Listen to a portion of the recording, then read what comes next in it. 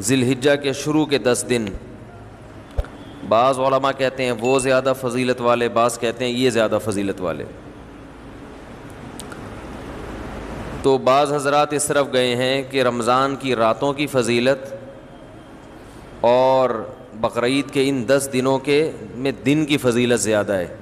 رمضان میں رات کی فضیلت زیادہ اور ان دنوں میں دن کی فضیلت زیادہ. حضرت انس بن مالک رضی اللہ عنہ فرماتے ہیں کہ ہم زمانے جاہلیت میں سال میں 2 عیدیں منایا کرتے تھے. ان میں وہ کھیل تماشے کیا کرتے تھے اور جو بھی ہوتا ہے خوشی کے دن لوگ کرتے ہیں. رسول اللہ صلی اللہ علیہ وسلم نے ہمیں منع فرمایا اور فرمایا ان اللہ ابدلکم بہما خیرا منہما یوم الاضحی و یوم الفطر. فرمایا کہ اللہ نے زمانہ جاہلیت کی جو 2 عیدیں تھیں ان کے بدلے میں ہمیں دوسری 2 عیدیں دے دی ہیں جو ان سے بہتر ہیں. یہ جو ہمیں 2 عیدیں ملی ہیں غیر مسلموں کے تہواروں سے بہتر ہیں. یہ نبی صلی اللہ علیہ وسلم نے ہمیں خبر دی ہے. بھائی ہر قوم میں ایک دن ہوتا ہے نا سال میں منانے کے لیے جس میں وہ جشن مناتے ہیں، کچھ خوشیاں مناتے ہیں، کچھ ہلڑ بازی کرتے ہیں. تو رسول اللہ صلی اللہ علیہ وسلم نے فرمایا اللہ نے ہمیں جو 2 دن دیے وہ ان دنوں سے دوسروں کی عیدوں سے بہتر ہیں. بھائی کیسے بہتر ہیں؟ آپ مسلمانوں کی عیدوں میں اور غیر مسلموں کی عیدوں میں فرق دیکھیں تو آپ کو بالکل واضح نظر آئے گا. غیر مسلم جب عید مناتے ہیں تو اس کی کوئی لاجک نہیں ہوتی. ویسے ہی انہوں نے کوئی دن فرض کر لیا ہوتا ہے کہ اس دن ہم نے خوش ہونا ہے. سمجھ میں آ رہی ہے بات؟ بھائی اس دن ہم نے کیا ہونا ہے؟ خوش ہونا. بھائی وہ ہندوؤں میں ہولی ہوتی ہے نا، آج ہولی منائیں گے، بس چلو وہ خوش ہو جائیں گے. جب ہم خوش ہوتے ہیں نا تو اس کے 2 وجہ ہوتے ہیں، یعنی 2 طریقوں سے انسان خوش ہوتا ہے. ایک تو یہ کہ خوشی کی کوئی وجہ ہو. اگر کوئی وجہ ہوتی ہے تو خوشی منائے بغیر بھی انسان خوش ہوتا ہے اگر کوئی وجہ ہو. وجہ نہ ہو تو پھر کسی کے مشورے پہ خوش ہونا تھوڑا مشکل کام ہے. بھائی پھر لوگ آپ سے کہتے ہیں نا خوش ہو جاؤ تو آپ کہیں کیوں خوش ہوں، ویسے ہی خوش ہو جاؤ. تو آپ خوش ہوں گے لیکن آپ کو خوش ہونے میں تھوڑا ٹائم لگے گا اور پھر بھی اس طرح سے خوش ہو نہیں پائیں گے. وہ خوشی مصنوعی ہوگی، بناوٹی ہوگی. جیسے ایک ہنسی فنکاروں کی ہوتی ہے اور ایک واقعی کسی کو ہنسی آئے، دونوں میں فرق ہوتا ہے نا. ارے کسی نے لطیفہ سنایا فی البدیہی، آپ ایک دم کھلکھلا کے ہنس پڑے، روکنے کے باوجود آپ ہنسی کو روک نہیں پا رہے.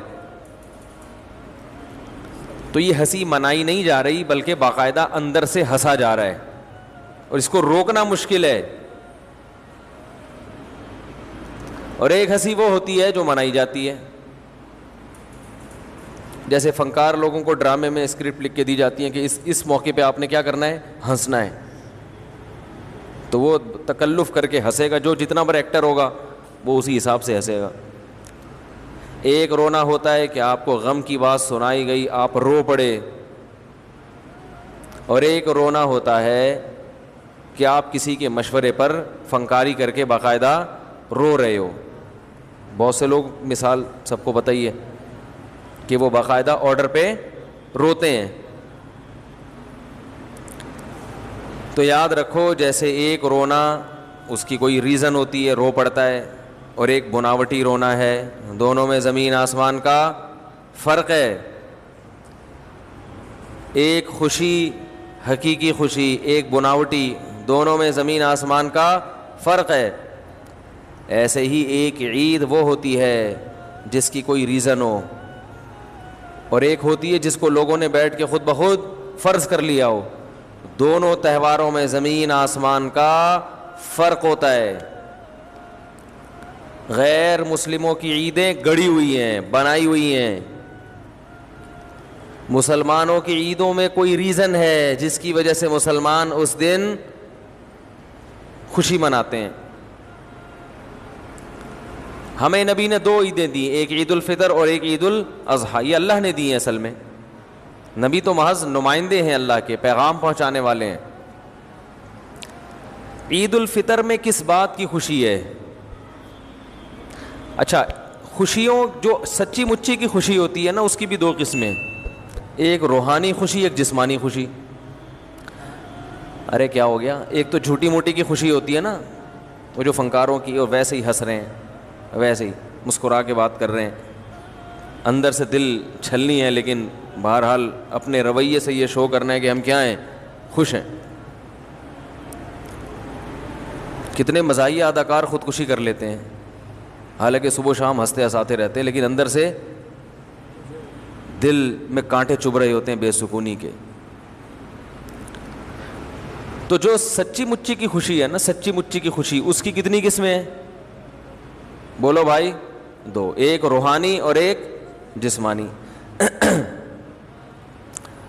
آپ جب محنت کر کے فجر کی نماز میں اٹھتے ہیں، نیند قربان کرتے ہیں، دل نہیں چاہ رہا ہوتا، اس کے باوجود آپ وضو کر کے جسم کو پاک صاف کر کے فجر کی نماز میں تکبیر اولیٰ کے ساتھ شریک ہوتے ہیں، اور جب نماز سے فارغ ہوتے ہیں ایک عجیب سی دل میں راحت محسوس ہوتی ہے. جتنی مشکل عبادت ہوگی اس کو کرنے کے بعد اتنی ہی زیادہ راحت محسوس ہوگی. یہ روحانی خوشی ہے. اچھے عمل کے بعد انسان کو دل میں ایک خاص سکون محسوس ہوتا ہے.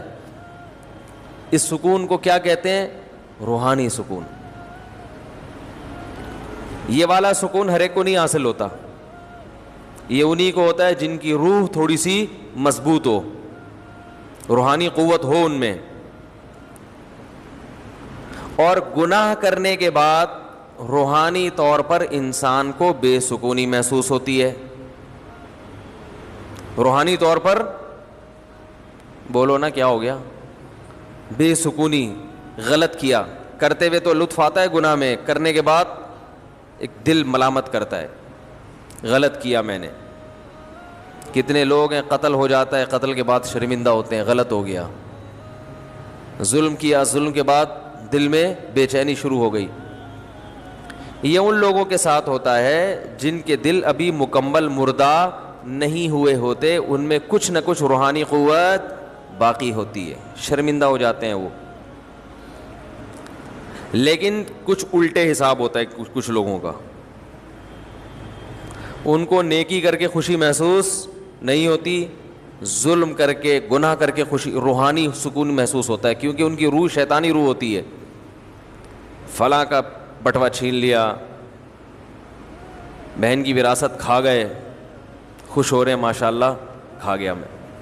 بڑی ایک عجیب سی ان کو روح کو نا تسکین ملتی. ہمارے جو سیاستدان ہیں ان پر یہ مثال بہترین طریقے سے، یہ جس دن لوگوں کا پیسہ کھائیں اس دن ان کو رات کو سکون کی نیند آتی ہے. بھائی ایک شریف آدمی اگر کبھی گناہ کر بھی لے تو رات کو پھر سکون کی نیند نہیں آتی کہ میں نے آج فلاں کا دل دکھایا، فلاں سے پیسہ لیا. ہم تو ایسے لوگوں کو بھی جانتے ہیں کہ ہم نے بچپن میں یہ چیزیں بچپن سے ہوتی ہیں انسان میں. وہ کہیں بیمار سی کوئی بلی تھی، ہمارے ایک دوست سے، انہوں نے ایک زور سے لات ماری نا اس کو راستے سے ہٹانے کے لیے، وہ لات کو زیادہ زور سے لگ گئی اور وہ بلی اٹھا کے دیوار تھے جا کے چپکی ہے. جب نیچے گری ہے تو بڑی ایک مظلومانہ آنکھوں سے دیکھ رہی ہے وہ بلی. تو جنہوں نے لات ماری، مجھے یاد ہے، یہ کہتے ہیں کہ میرا دل جو ہے بہت پریشان ہو گیا کہ ایک بے زبان جانور پہ اتنا ظلم کیوں کیا، تو کچھ نہیں کر سکتی. تو جن کی روح زندہ ہوتی ہے ان کو ایک معمولی سے جانور کو تکلیف پہنچا کر بھی تکلیف ہوتی ہے،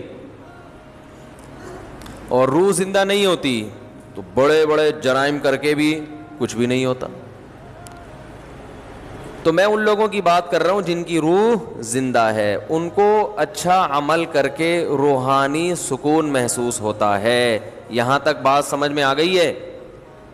جیسے ہم مشکل سے نماز پڑھیں فجر کی, لیکن اس وقت تو تکلیف ہو رہی تھی, نماز پڑھنے کے بعد ایک سکون ملتا ہے, اللہ نے ایک فریضہ ادا کروا دیا. دن کی ابتدا کسی اچھے کام سے ہو رہی ہے, تمیز سے ہو رہی ہے.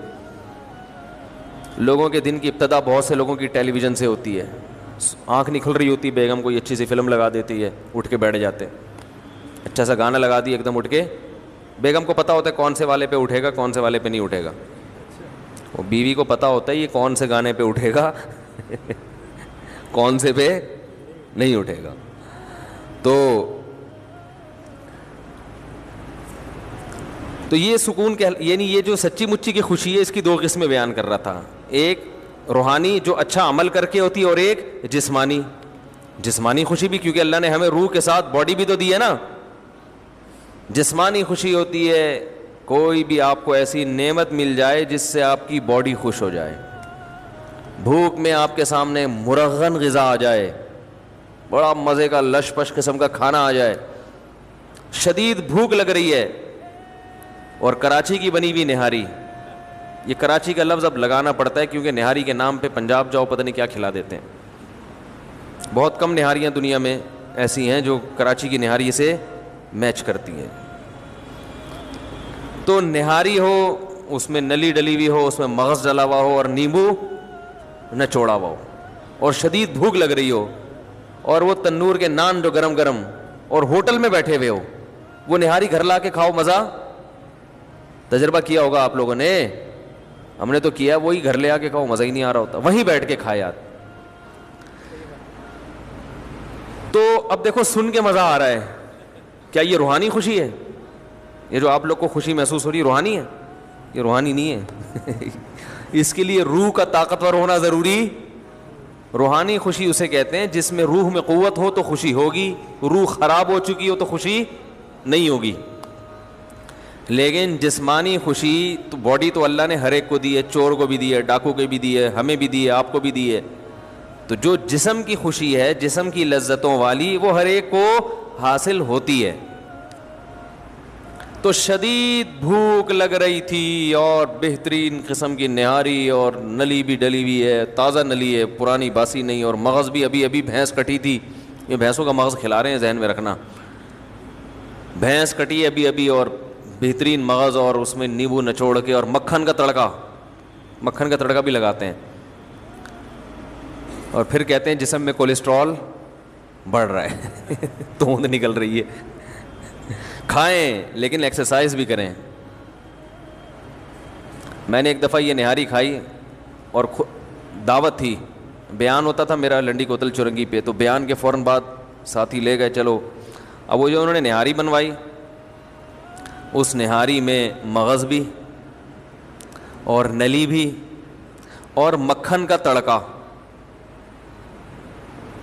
تو میں نے کہا یہ تو 1000 cc کی نہاری بن گئی ہے, بہت پاورفل. وہ اچھا خاصا ظاہر ہے وہ ٹھیک ٹھاک, یعنی جتنی کولیسٹرول والی چیزیں ساری اس میں ڈال دیں, وہ پاورفل نہاری. پھر اس کے بعد کولڈ ڈرنک بھی. تو اب دعوت تھی, بھوک بھی ٹائٹ قسم کی لگ رہی تھی کیونکہ 1.5 گھنٹے کا بیان کیا تھا, شدید تھکاوٹ تھی. تو ہم نے بھی پھوڑ دی بیٹھ کے. ہم نے کہا اب اس میں کیا شرمانا یار, پھوڑ دو. یہ میں واقعہ کسی سبق کی وجہ سے سنا رہا ہوں آپ کو, ایک سبق دلانے کے لیے, واقعہ برائے واقعہ نہیں ہے. جب طبیعت سے ہم نے کھا لی, کیونکہ مزہ بہت تھا اس میں, بہت مزہ آیا, کولڈ ڈرنک بھی چڑھائی لی. ہم نے کہا جہاں اتنی بدپریزیاں, پی جاؤ. کولڈ ڈرنک بھی پی گئے طبیعت سے نا. اتنا کھانا اچھا نہیں ہے لیکن کبھی کبھار کھا لیتا ہے آدمی. اب جب صبح نماز کے لیے اٹھیں تو یہاں رکھا ہوا کھانا, یہاں سے نیچے جانے کے لیے وہ ایگری نہیں, شدید بدہضمی اور بہت حالات خراب.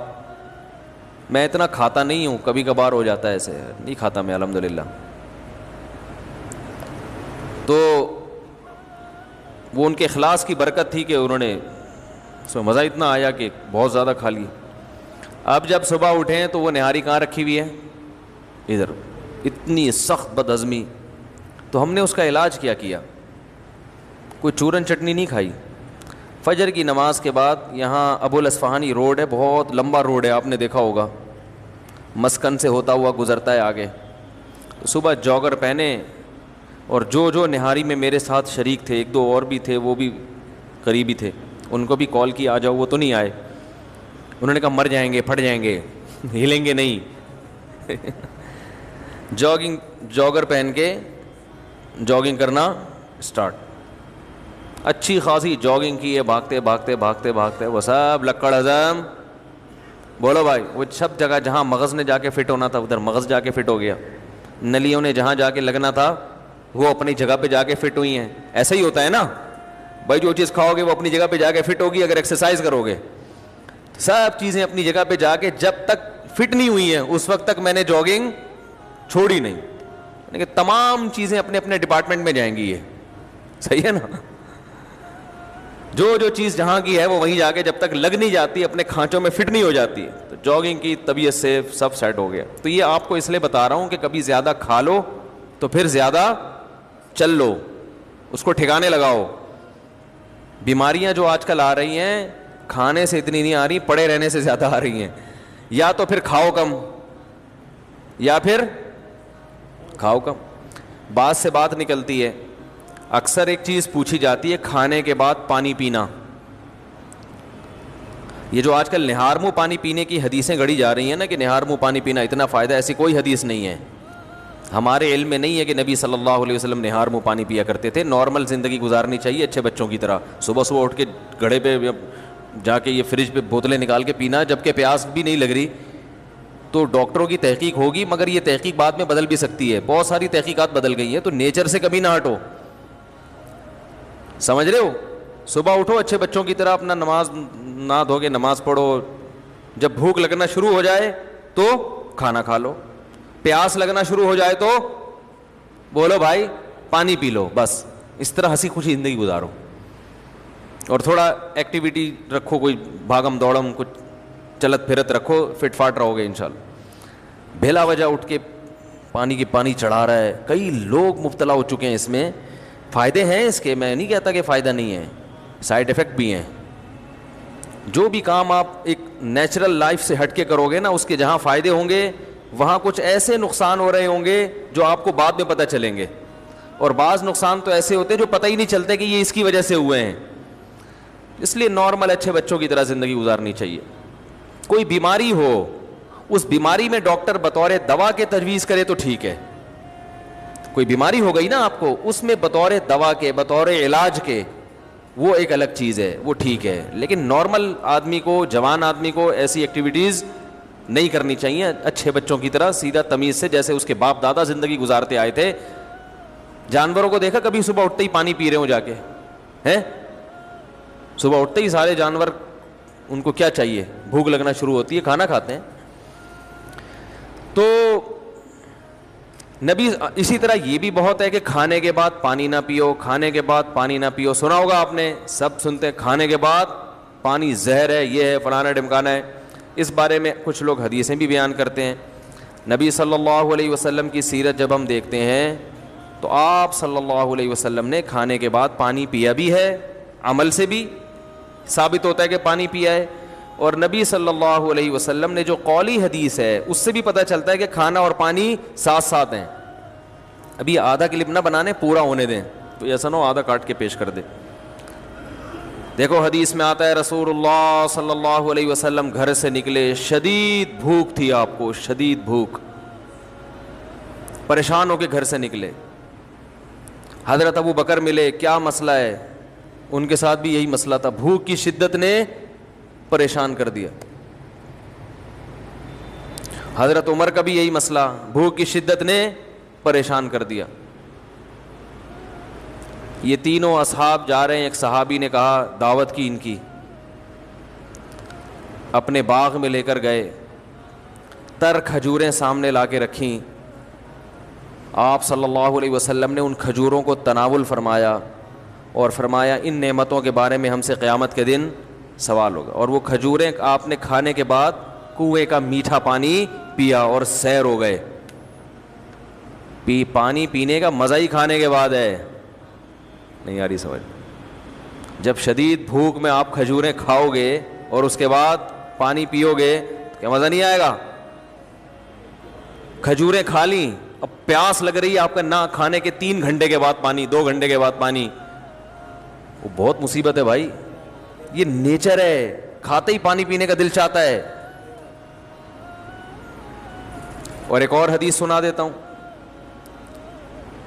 آپ صلی اللہ علیہ وسلم نے فرمایا معدے کے 3 حصے کرو، ایک حصہ کھانا، ایک حصہ پانی، ایک حصہ ہوا. تو یہ جو ایک حصہ پانی اور ایک حصہ کھانا، اس کا صاف مطلب ہے کہ کھانے کے ساتھ ہی پانی ہے، تبھی تو اس کے لیے جگہ چھوڑنی ہے. کیا ہو گیا؟ اگر کھانے کے 2 گھنٹے بعد پانی ہوتا تو 1/3 کھانا تو وہ ہضم ہو چکا ہوتا ہے، پھر تو پورا معدہ پانی کے لیے تیار ہے.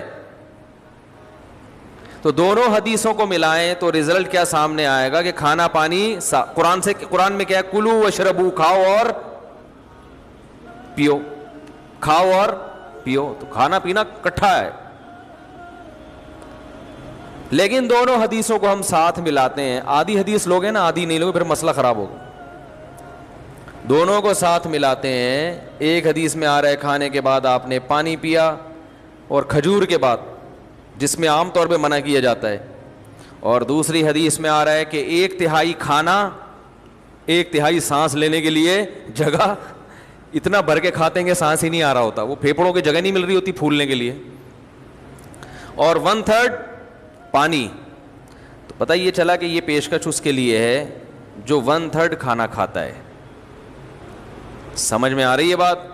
اتنا کھانا کھاؤ کہ پانی کے لیے جگہ ہو. آج کل جو منع کیا جاتا ہے کھانے کے بعد پانی سے، ان لوگوں کو شاید ڈاکٹروں کی مراد وہ لوگ ہوں یا سب لوگ ہی ایسا کر رہے ہیں، وہ یہاں تک کھاتے ہیں. اس کے بعد جب آپ پانی پیئیں گے تو وہ کھانا پھول جاتا ہے یا اور مسائل پیدا کرتا ہے، وہ جگہ بچتی نہیں ہے. اس سے نتیجہ کیا نکلتا ہے؟ بد ہضمی. تو تھوڑا کھانا اگر کھایا جائے تو اس کے بعد پانی پینے میں کوئی حرج نہیں ہے، بلکہ فائدہ مند ہے، کیونکہ نبی نے جو کام کیا وہ نقصان دہ نہیں ہو سکتا. دوسری بات یہ کہ پانی کس قسم کا پینا ہے. ہمارے نبی نے جو پانی پیا وہ کنویں کا، وہ ایک نارمل ٹیمپریچر ہوتا ہے اس کا. اور ہمارے ہاں جو کھانے کے بعد پانی پیا جاتا ہے وہ فریج کا نکلا ہوا ٹھنڈا ٹھاٹ. سمجھ میں آ رہی ہے بات؟ اس سے معدے کا کیا ہو جاتا ہے؟ بیڑا غرق. یہ جو ہمارا معدہ ہے نا، یہ کلاک وائز گھومتا ہے ایسے، یعنی میرے لحاظ سے دیکھیں نا، یوں کر کے گھومتا ہے. آپ کے لحاظ سے یوں کر کے گھومتا ہے، یہ ایسے گھوم رہا ہوتا ہے یہ. تو جب آپ ٹھنڈی ٹھاٹ چیز پانی اس میں ڈالتے ہو تو اس کی جو گھومنے کی حرکت ہے وہ سست ہو جاتی ہے، اور وہ جو کھانا ہے وہ مختلف قسم کے کھانچوں میں پھنس جاتا ہے. ٹھیک ہے نا؟ جیسے ایک چیز گھوم رہی ہو نا بھائی، واشنگ مشین ہے، وہ گھوم رہی ہو تو کپڑے گھوم رہے ہوتے ہیں. اگر وہ اس کی سپیڈ سلو ہو جائے، یا اور کوئی چکی ہے جو اپنے گھوم رہی ہے، پیس رہی ہے، تو ظاہر ہے فرق پڑتا ہے نا، اس کی رفتار سلو ہو جائے تو معدے کی رفتار ٹھنڈے ہونے کی وجہ سے کیا ہو جاتی ہے؟ تو اس سے قبض ہوتا ہے اور درجنوں بیماریاں پیدا ہوتی ہیں. تو پانی کھانے کے بعد پی سکتے ہیں آپ، بشرطے کہ کھانا آپ نے تمیز سے کھایا ہو اور پانی کا ٹیمپریچر بہت زیادہ کم نہ ہو، ٹھنڈا پانی نہ ہو. سمجھ رہے کہ نہیں سمجھ رہے؟ تو اس بارے میں جو حدیثیں پیش کی جاتی ہیں نا کھانے کے بعد پانی نہ پینا، وہ صحیح نہیں ہے. اور اگر گرم پانی پیا جائے جو چولہے کا گرم ہو، وہ تو ہاضمے میں اور مدد دیتا ہے، جو قہوہ جسے کہتے ہیں، وہ تو اور تھوڑی مدد دیتا ہے ہاضمے میں. لیکن میں نوجوانوں کو کہتا ہوں وہ نہ پئیں، تمیز سے زندگی گزاریں، بس پانی پئیں آرام سے. خیر، کہاں سے کہاں بات چلی گئی ابھی. ویسے بھی تو میں یہ عرض کر رہا تھا کہ دیکھو کھانا، وہ ہم نے وہ نہاری کھا لی نا، وہ پھر ہم نے جاگنگ کی، اللہ کا شکر ہے سیٹنگ پہ ابھی تک دیکھو سیٹنگ پہ لگ رہا ہوں نا، تو اسی وجہ سے اللہ نے بچایا ہوا ہے. تو جسمانی خوشی کیا ہوتی ہے؟ شدید بھوک میں کوئی چیز سامنے آ جائے، کوئی نعمت مل جائے، پیسہ آ گیا اچانک، تو یہ کیا ہے؟ جسمانی خوشی. تو مسلمانوں کے جو تہوار ہیں نا، تہوار، اس میں نمبر 1 خوشی سچی مچی کی ہوتی ہے، جھوٹی موٹی کی، یعنی فرضی خوشی نہیں ہوتی کہ آؤ خوش ہوں. جیسے یہ جو برتھ ڈے کی خوشی ہے نا، برتھ ڈے کی، یہ سچی مچی کی نہیں ہے، یہ جھوٹی موٹی کی خوشی ہوتی ہے برتھ ڈے کی. آج ہمارا بچہ 35 سال کا ہو گیا، تو اس میں کیا خوشی کی کون سی بات ہے؟ لوگ کہتے ہیں اس بات پہ خوش ہو رہے ہیں 35 سال کامیابی سے گزار دیے, ابھی تک مرا نہیں ہے. تو یاد رکھو خوشی اس بات کی تو ہو سکتی ہے کہ آئندہ یہ اگلے سال تک نہیں مرے گا. ماضی کا سوچ کے کسی کو خوشی نہیں ہوتی, اس ماضی کا سوچ کے خوشی ہوتی ہے جو مستقبل پر اثر انداز ہو. جو ماضی مستقبل پر اثر انداز نہیں ہوتا اس پہ سوچ کے بے وقوف اور احمق لوگ خوش ہوتے ہیں. عقل مند اس پاسٹ پہ کبھی خوش نہیں ہوتے. بھائی آپ کا بچہ 35 سال کا ہو گیا, اگر ڈیٹ آف برتھ آئی اور اب یہ گارنٹی مل گئی کہ اگلے سال تک بھی زندہ رہے گا, آپ خوشی منائیں کہ ہمیں 1 سال کی مزید دنیا میں زندہ رہنے کی گارنٹی مل گئی. جو ماضی ہے گزر گئی, گزران کیا جھونپڑی کیا میدان. میں اس کی مثال دیتا ہوں پھر بات سمجھ میں آئے گی انشاءاللہ. دیکھو ایک آدمی جیل کی کوٹری میں, پھانسی ہونے والی ہے, اس کو پتا ہے کہ جی فلاں تاریخ کو مجھے پھانسی کے پھندے پہ لٹکا دیا جائے گا, اور روزانہ ٹارچر کیا جاتا ہے جیل میں. 35 سال ہو گئے اس کو جیل میں. جس دن جیل میں آیا تھا وہ والی ڈیٹ مثلا 5 جنوری کو جیل میں آیا تھا. اب 5 جنوری آئی اور 35 سال اس کے کس میں گزر گئے, جیل کی کوٹری میں. تو وہ 5 جنوری کو خوشی منائے گا؟ ہے بھائی بولو نا. نہیں. یہی آدمی جس کو 5 جنوری کو اعلان کر دیا جائے کہ آپ کا صرف 1 سال جیل میں رہ گیا, 1 سال کے بعد آپ جیل سے نکل جاؤ گے, تو یہ خوشی منائے گا نا کہ آج 5 تاریخ وہ تاریخ ہے جس میں اناؤنسمنٹ ہوئی ہے کہ آپ کا جیل میں صرف 1 سال رہ گیا ہے اور آپ جیل سے رہا کر دیے جائیں گے. تو اس 5 تاریخ کو یہ خوشی منائے گا اگلے سال کا سوچ کے کہ میری ٹینشن کے ایام اب ختم ہو رہے ہیں. ماضی کا سوچ کے غمزدہ نہیں ہوگا. یہ بھائی اسے کوئی کہے تم تو 35 سال عذاب میں گزر گئے, تم تو ٹینشن, کہہ رہے اب ٹینشن کس بات کی, یہ عذاب اب ختم ہونے والا ہے. تو فیوچر کا سوچ کے خوش ہو رہا ہے یا پاسٹ کا؟ بولو بھائی, فیوچر کا. اس کے برعکس ایک دوسرا آدمی ہے جس کے پاس حکومت بھی ہے, دولت بھی ہے, 35 سال اسی خوشحالی میں اس نے گزار دیے. 5 جنوری کو اس کو اطلاع دی جاتی ہے کہ آپ سے یہ حکومت بھی چھننے والی, عنقریب آپ جیل کی کوٹری میں بند ہونے والے اور پھر لٹکنے والے ہیں. یہ خوش ہوگا؟ ہے بھائی؟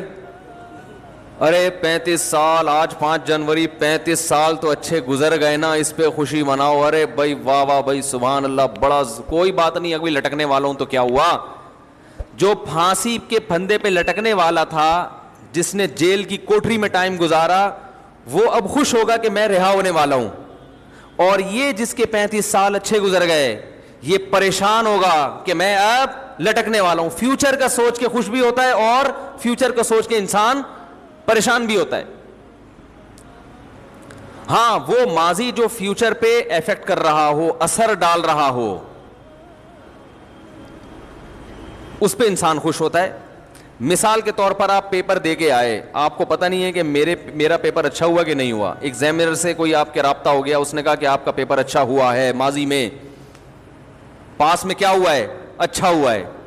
تو آپ اس پاس پہ اس لیے خوش ہوگے کہ فیوچر پہ اس کا اثر, بولتے کیوں نہیں یار, اثر پڑنے والا ہے, مستقبل میں رزلٹ اچھا آئے گا, جاب اچھی ملے گی.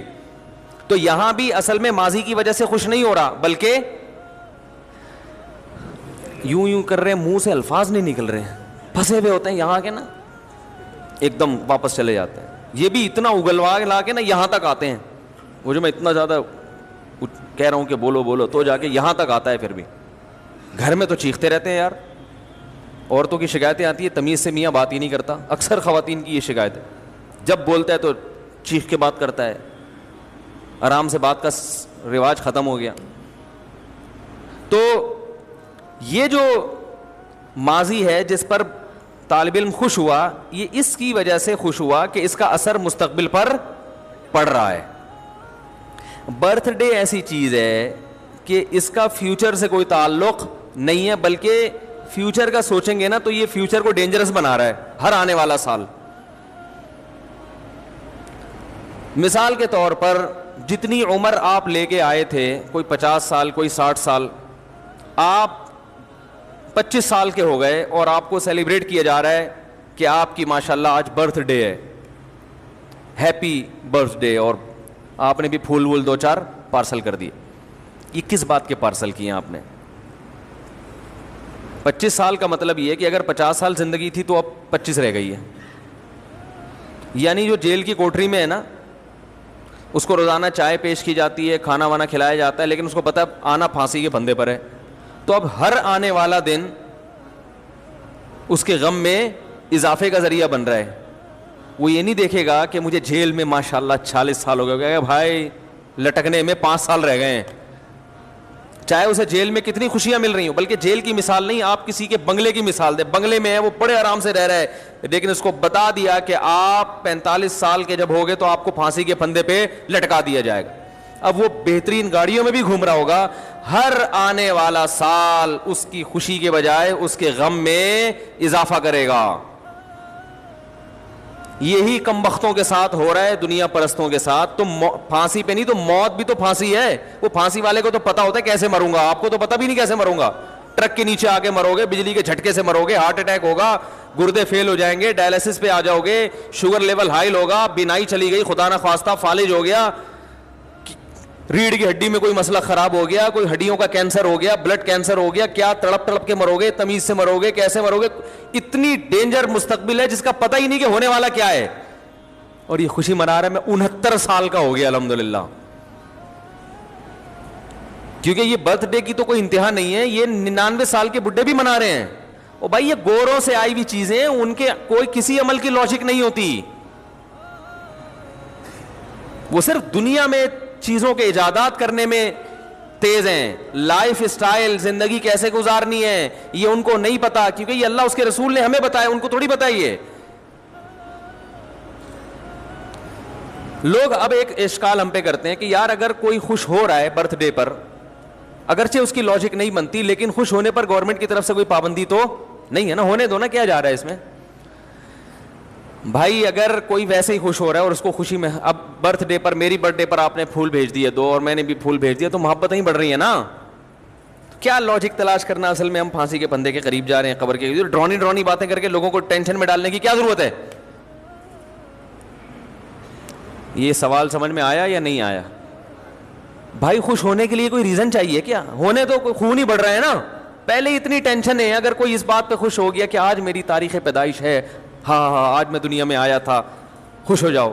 تو اب اس کو اتنی گہرائی میں جا کے غور کرے کہ ایکچولی میں تو موت کے قریب ہو گیا, 2 سال رہ گئے, 4 سال رہ گئے, ایسی ڈرونی باتیں کر کے ایک پریشان کرنے کی. اگرچہ وہ حقیقی باتیں ہیں, لیکن ہر حقیقت ہائی لائٹ کرنے کی نہیں ہوتی. ایک آدمی کینسر کا مریض ہے, ڈاکٹر نے کہہ دیا کہ 1 ہفتے بعد انتقال ہو جائے گا, تو آپ مریض کو جا کے یہ تھوڑی بتائیں گے 1 ہفتے بعد مر جائے گا. وہ کہے گا یار مجھے بھی پتا ہے مر جاؤں گا, لیکن کوئی اچھی باتیں کر لو. تو یہ بھی ایک اشکال کیا جاتا ہے کہ مولانا لوگوں کو خوش ہونے سے بھی تکلیف ہوتی ہے. بھائی سمجھ میں آ رہی ہے بات؟ اس کا جواب سنیں. بعض خوشیاں ایسی ہوتی ہیں جس کی کوئی ریزن نہیں ہے, لیکن ان چیزوں کے خوش ہونے پر فائدے کے بجائے آپ کا نقصان ہو رہا ہے. سمجھ رہے ہو؟ اگر اس میں نقصان نہ ہوتا نا تو ہم کہتے چلو لاجک تو نہیں بنتی خوش ہونے کی, مگر گورنمنٹ کی طرف سے خوش ہونے پر کوئی پابندی نہیں ہے, کبھی بھی کوئی بھی کسی بھی وقت خوش ہو سکتا ہے. تو آپ بھی ہو لیں کہ آج میں پیدا ہوا تھا, تو چلو کوئی بات, ختم ہو گئی بات, کوئی اتنا بڑا مسئلہ نہیں ہے. کینسر کا مریض کو پتا ہے کہ 1 ہفتے بعد میں مر جاؤں گا, لیکن وہ کہہ رہے کہ میں 6 مہینے بعد مروں گا, حالانکہ ہمیں پتا ہے کہ جھوٹ بول رہا ہے, لیکن ہم بھی اپریشیٹ کرتے ہیں, ہاں بھائی ہم نے بھی یہی سنا ہے کہ آپ 6 مہینے بعد مریں گے. چلو بیچارہ خوش ہو جائے گا. سچ بولنے کا یہاں فائدہ کیا ہے؟ یہاں تو بلا وجہ خوش ہونے کی حکمت ہے. مریض کو تسلی دینے کا حکم ہے. مرنے والا بھی ہو تو آپ تسلی دیں گے کہ نہیں مرے گا انشاءاللہ بھائی, زندگی موت اللہ کے ہاتھ میں, ہو سکتا ہے بچ جائے, کیونکہ یہاں فائدہ ہے. کہ ٹینشن میں اتنے دن زندہ رہ کے کیا کرے گا وہ. حتیٰ کہ نبی صلی اللہ علیہ وسلم نے فرمایا جس کی موت کا وقت ہو اسے امیدیں دلاؤ, امیدیں. خود بھی حکم ہے کہ امیدیں سوچو, اپنے گناہ کو اس وقت کیا سوچو کہ اللہ کی رحمت کو, کہ اللہ بخشش کرے گا, کیونکہ اب عمل کا دروازہ تو بند, اب جہنم کے خوف سے فائدہ کیا ہوگا. بھائی جوان تھا, اللہ کے خوف سے ڈرتا, گناہ چھوڑ دیتا نا, خوف کا فائدہ تھا. اب مرتے ہوئے آدمی کو خوف کا کوئی فائدہ نہیں ہے, گناہ تو ویسے ہی چھوٹ گئے اس کے. اب بلا وجہ ڈرے گا جہنم سے تو کیا فائدہ ہے اس کا؟ وہ تو جہاں جانا ہے وہ تو اللہ لے کے جائے گا. اب تھوڑے دن رہ گئے, اس میں امیدیں دلانی چاہیے اس کو, بھائی آپ نے بڑے اچھے اچھے اعمال بھی کیے ہیں, ہمیں پتہ ہے آپ بچپن میں گھنٹیاں بجا کے بھاگتے تھے لیکن سوری بھی کر لیا کرتے تھے, ٹھیک ہے نا, ہمیں پتہ ہے آپ محلے کے بہت بڑے چور تھے, چپل چرایا کرتے تھے, کوئی بات نہیں, لوگ تو پتہ نہیں کیا کیا چرا رہے ہیں, پورا اربوں ڈالر چرا کے بھاگ گئے, آپ تو صرف چپل چرایا کرتے تھے. اب یہی تسلیاں اس زمانے میں دی جا سکتی ہیں, اتنا نیک تو کوئی یہی نہیں کہ کچھ کرتا ہی نہ ہو نا. تو اس قسم کی تسلیاں اس کو دی جائیں گی, یار چپل چرائے ہیں نا, کسی کا دل تو نہیں دکھایا, سمجھ رہے ہیں؟ تو تسلی, یہاں فائدہ ہے تسلی کا, اور تسلی نہ خوش نہ ہونے میں کوئی فائدہ نہیں ہے, نقصان ہی نقصان. برتھ ڈے پر خوش ہونے میں ایک نقصان ہے, شریعت آپ کا جو مزاج بنانا چاہتی ہے آپ اس مزاج کے خلاف چل رہے ہو. شریعت کہتی ہے جیسے جیسے عمر زیادہ ہو موت کو یاد کر کے اعمال کی اصلاح کی کوشش کرو. ہو رہی ہے عمر مثل برف کم, چپکے چپکے رفتہ رفتہ دم بدم, نظر سوئے دنیا قدم سوئے مرقد, قدم تیرے سوئے مرقد ہیں, قدم مرقد کہتے ہیں قبر کو, قدم تیرے قبر کے روز بروز قریب جا رہے ہیں, اور نظر دنیا کی طرف, پیچھے مڑ کے دیکھ رہا ہے, کھائی میں گرے گا, جدھر جا رہا ہے اس کی تیاری کر. جب آپ برتھ ڈے مناتے ہیں تو یہ کانسیپٹ آپ کا نہیں ہوتا, آپ موت کو بھول رہے ہوتے ہیں, آخرت کی تیاری سے غافل ہو رہے ہوتے ہیں. تو یہ خوشی ایسی خوشی ہے جو آپ کو آخرت کے قریب کرنے کے بجائے آخرت سے دور کر رہی ہوتی ہے.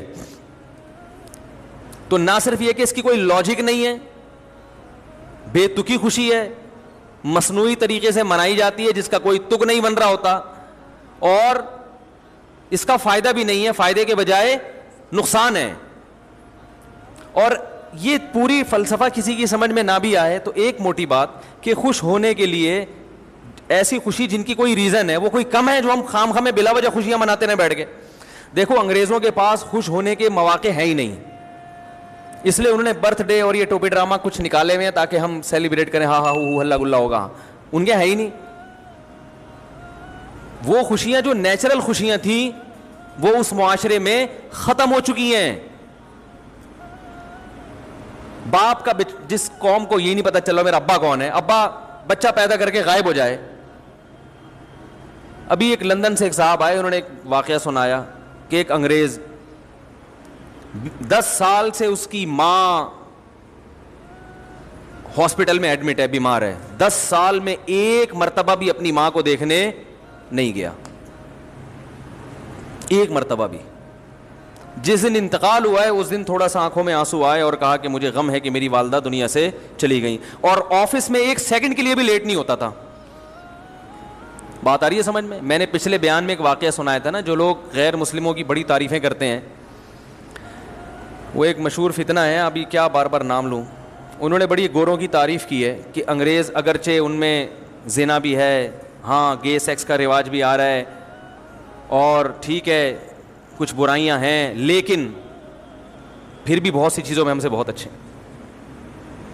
پھر اپنے معاشرے کی برائیاں پیش کی. ہمارے ہاں کوئی برقعے میں بھی خاتون جا رہی ہوگی نا, بیچاری کا چہرہ کھلا ہوا ہو تو لوگ گھر تک پہنچا کے آتے ہیں, اتنے ٹھرکی ہیں بد نظری میں.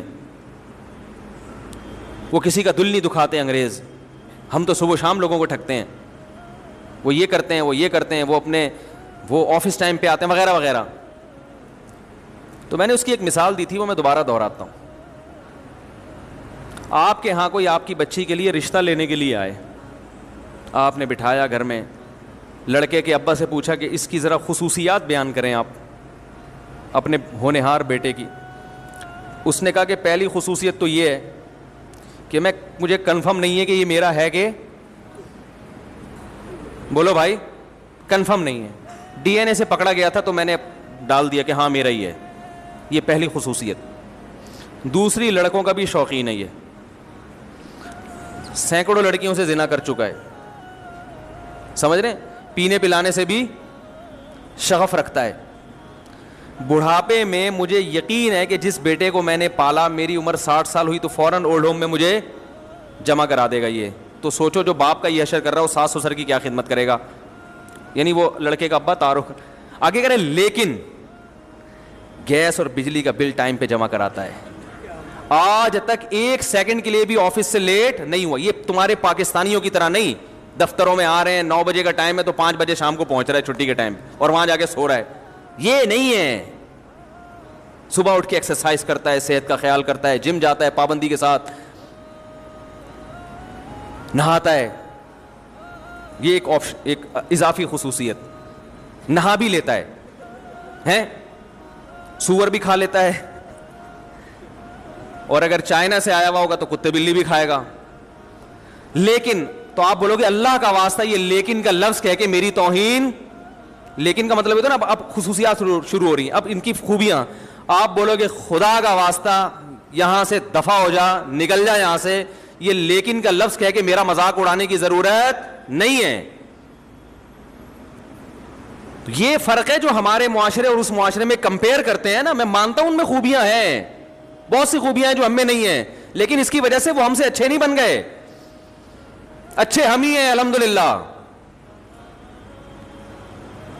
نیکیاں اور بدیاں ان کی کوانٹٹی نہیں دیکھی جاتی, ان کی کوالٹی دیکھی جاتی ہے, ان کا ویٹ دیکھا جاتا ہے. قیامت کے دن اعمال گینے نہیں جائیں گے, تولے جائیں گے.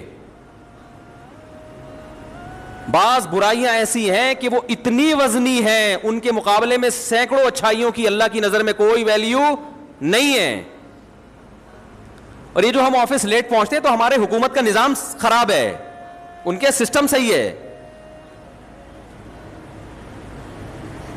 تو یہ کیا ہے کہ نہ وہ کیا بات کیا چل رہی تھی ہے بھی.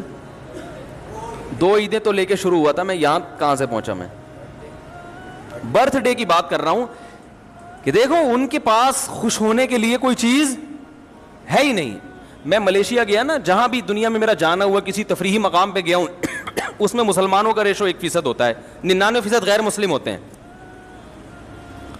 تو میں یہ ساری قوم ہی ہر وقت ساحل سمندر پہ, ہر وقت تفریح گاہوں میں, وجہ اس کی یہ کہ ان کو بیچاروں کو گھر میں سکون نہیں ہے. ان کو سکون کے لیے پکنک پوائنٹ جانا ہے, دنیا میں ہر جگہ گھومنا ہے. ہمیں گھروں میں سکون حاصل ہے. ہم تو کہیں تفریح کے لیے سوات مردان بھی جائیں تو 1 ہفتے سے زیادہ وہاں بھی آدمی کہتا بھاگو گھر کی طرف. گھر میں سکون ہے الحمدللہ.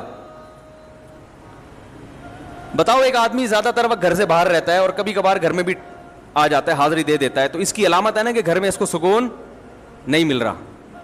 ایک ہے مجبوری سے باہر رہنا, جاب کی وجہ سے یا کوئی کاروبار کی وجہ سے, ورنہ شریف آدمی اس کا تو گھر میں زیادہ دل اگر نہیں لگ رہا, اس کا مطلب آپ بہت خطرناک زندگی گزار رہے ہو.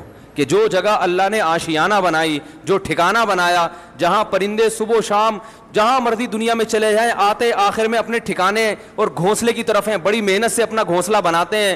تو جس پرندے کو اپنے گھونسلے میں سکون مل رہا ہے اور انسان کو اپنے گھر میں نہیں مل رہا, خدا کی قسم اس پرندے کی زندگی اس انسان سے کروڑا گنا بہتر ہے. اور اگر آپ کو گھر میں نہیں مل رہا تو یا کوئی ٹیکنیکل فالٹ ہے, یا تو آپ کی ذات میں یا آپ کے گھر میں کوئی فالٹ ہے جس کی وجہ سے آپ کو سکون نہیں مل رہا, یا آپ کے معاشرے میں فالٹ ہے. میں سمجھا پا رہا ہوں اپنی بات کہ نہیں سمجھ میں آ رہی؟ تو یہ خوبیاں جو ہے نا جو ہم گنواتے رہتے ہیں صبح و شام, اللہ کی نظر میں اگر یہ خوبیوں کی ویلیو ہوتی تو اللہ ان کو جنت میں بھیجتا نا, کہ تم بڑے اچھے تھے, تم جنت میں جاؤ, مسلمان سارے کہاں جائیں گے؟ جہنم میں جائیں گے. ہمارا والا اگر کرپشن کر رہا ہے تو وہ بھی اپنے بوڑھے باپ کے لیے کر رہا ہے, بیوی بچوں کے لیے کر رہا ہوتا ہے, کسی اور کو کھلانے کے لیے کر رہا ہوتا ہے. غلط ہے, شروع نہ کر دیں کہیں آپ, ہاں شروع نہ کر دیں گے, جائز نہیں. میں بتا رہا ہوں کہ کم از کم اپنی توند بھرنے کے لیے تو نہیں کر رہا نا. تو ان کے یہاں صرف بزنس, آفس, پیسہ, دولت, اس سے ان کی نظر ہٹتی نہیں ہے. ہر چیز گھوم گھوم کے کہاں آ رہی ہے؟ پیٹ, دولت, پیسہ, بزنس. اب یہ جو مسلمان قربانی کر رہے ہیں, بتاؤ کروڑوں اربوں روپے اڑا رہے ہیں کہ نہیں اڑا رہے؟ کس پہ اڑا رہے ہیں؟ اپنی ذات پہ. اپنے لیے اگر گوشت کھانے کے لیے قربانی کرے انسان تو اتنا مہنگا جانور مارکیٹ سے لینے کی ضرورت نہیں ہے. صرف گوشت اپنے چٹخارے کے لیے کوئی کر رہا ہو نا قربانی, تو اتنا مہنگا جانور نہیں خریدے گا وہ. یہ سستا قصائی سے آپ کو کئی گنا زیادہ سستا مل جائے گا. یہ تو غریبوں کا پیٹ بھرا جاتا ہے اس سے. اللہ کو خوش کیا جاتا ہے. اتنا تو دنیا میں کوئی غیر مسلم اپنے تہوار پہ پیسہ خرچ نہیں کرتے. اور دیکھو ان کے ہاں جو پیسہ خرچ ہوتا ہے نا تہواروں پہ, وہ عیاشیوں پہ ہوتا ہے, شراب کباب پہ, لڑکیوں پہ, زنا پہ. اسلام میں جو 2 عیدیں اللہ نے دی ہیں ان میں عیاشیوں پہ پیسہ خرچ نہیں ہوتا. عید الفطر میں فطرانے نکلتے ہیں غریبوں کے لیے, خوش ہو کے بھی غریبوں کو کھلا رہے ہیں, ٹینشن میں بھی غریبوں کو کھلا رہے ہیں. بھائی کوئی پریشانی آ گئی تو کہتے ہیں نا صدقہ کرو, صدقہ بلائیں ٹلیں گی. ٹینشن میں بھی صدقہ, خوشی میں بھی. بقرعید میں کتنے غریبوں کے پیٹ بھرتے ہیں, کتنے غریبوں کے. تو میں جلدی سے بات کو سمیٹ کے ختم کرتا ہوں. میں یہ عرض کر رہا تھا خوشی 2 قسم کی ہوتی ہے, جو سچی مچی کی خوشی ہوتی ہے. برتھ ڈے آ گئی درمیان میں کہ وہ بھی جھوٹی موٹی کی خوشی ہے, بنائی بھی ہوتا کچھ بھی نہیں ہے, اور شریعت کے مزاج کے بھی خلاف ہے وہ. اور برتھ ڈے چاہے عام لوگوں کی ہو یا محمد صلی اللہ علیہ وسلم کی ہو, ہوتی وہ برتھ ڈے ہی ہے. یہ عجیب بات ہے کہ انگریز جب نے ایک برتھ ڈے نکالی تو اپنے ابا کی برتھ ڈے منانا تو ناجائز ہو گیا, مگر نبی صلی اللہ علیہ وسلم کی برتھ ڈے وہ کیسے جائز ہو گئی؟ العبرۃ للمعانی لا للالفاظ. شریعت الفاظ کو نہیں دیکھتی, شریعت کہتی ہے حقیقت میں کیا ہو رہا ہے. حقیقت میں اگر پیدائش کا دن منایا جا رہا ہے تو وہ چاہے عام لوگوں کا ہو یا محمد صلی اللہ علیہ وسلم کا, وہ برتھ ڈے ہی ہے. نام بدلنے سے حقائق نہیں چینج ہو جایا کرتے. تو اب میں ایک بات جلدی سے سمیٹ کے ختم کرتا ہوں کہ غیر مسلموں کی جو عیدیں ہیں ان میں وہ خوش ہوتے ہیں, حالانکہ خوش ہونے کی کوئی معقول وجہ موجود نہیں ہوتی. ویسے ہی سیلیبریٹ کر رہے ہوتے ہیں, آج 25 دسمبر ہے تو خوش ہو, کیوں ہو وہی کوئی وجہ نہیں سمجھ میں آئی آج تک. وہ کہتے ہیں حضرت عیسیٰ پیدا ہوئے تھے تو ہو گئے تھے نا, اب تو چلے گئے نا دنیا سے. اب دوبارہ اگر پیدا ہونے کا چانس ہو یا ہو رہے ہوں تو چلو بات بھی ہے. وہ تو تھے, وہ دن تو گزر گیا, وہ 25 دسمبر کا. جبکہ مسلمان جو خوشی مناتا ہے سچی مچی کی ہوتی ہے, اور اس میں دونوں وجہ, روحانی بھی اور جسمانی بھی. عید الفطر کس بات کی خوشی ہے؟ 1 مہینہ رمضان کے روزے رکھنے کی اللہ نے توفیق عطا فرما دی. یہ معمولی عبادت نہیں ہے. عام دنوں میں 1 روزہ رکھ کے آدمی چکرا جاتا ہے. کئی دفعہ ارادہ ہوتا ہے نا صبح روزہ رکھیں گے, صبح سحری میں آنکھ کھلی, چھوڑو یار کوئی فرض تھوڑی ہے, اگلے پیر کو رکھ لیں گے, ہوتا ہے نا, اگلی جمعرات کو رکھ لیں گے. اور رکھ لیتا ہے تو ایسے لگتا ہے جیسے امام مہدی کا چھوٹا بھائی. لوگ بھی کہتے ہیں روزہ ہے, ماشاءاللہ یار روزہ ہے. رمضان میں کنٹینیو کتنے 29 رکھتا چلا جاتا ہے, چاہے شدید گرمی ہو سردی ہو, اس کی صحت پہ کوئی فرق نہیں پڑتا. کتنی ٹف محنت, اور پھر رات تراویح بھی پڑھنے کی توفیق بہت سو کو مل بھی جاتی ہے الحمدللہ.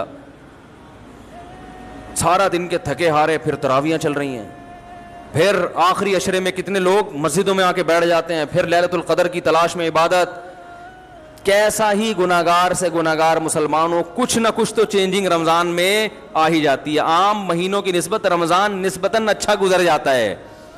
تو جب رمضان ختم ہوتا ہے, چاند نظر آتا ہے, ایک عجیب روحانی خوشی محسوس ہوتی ہے.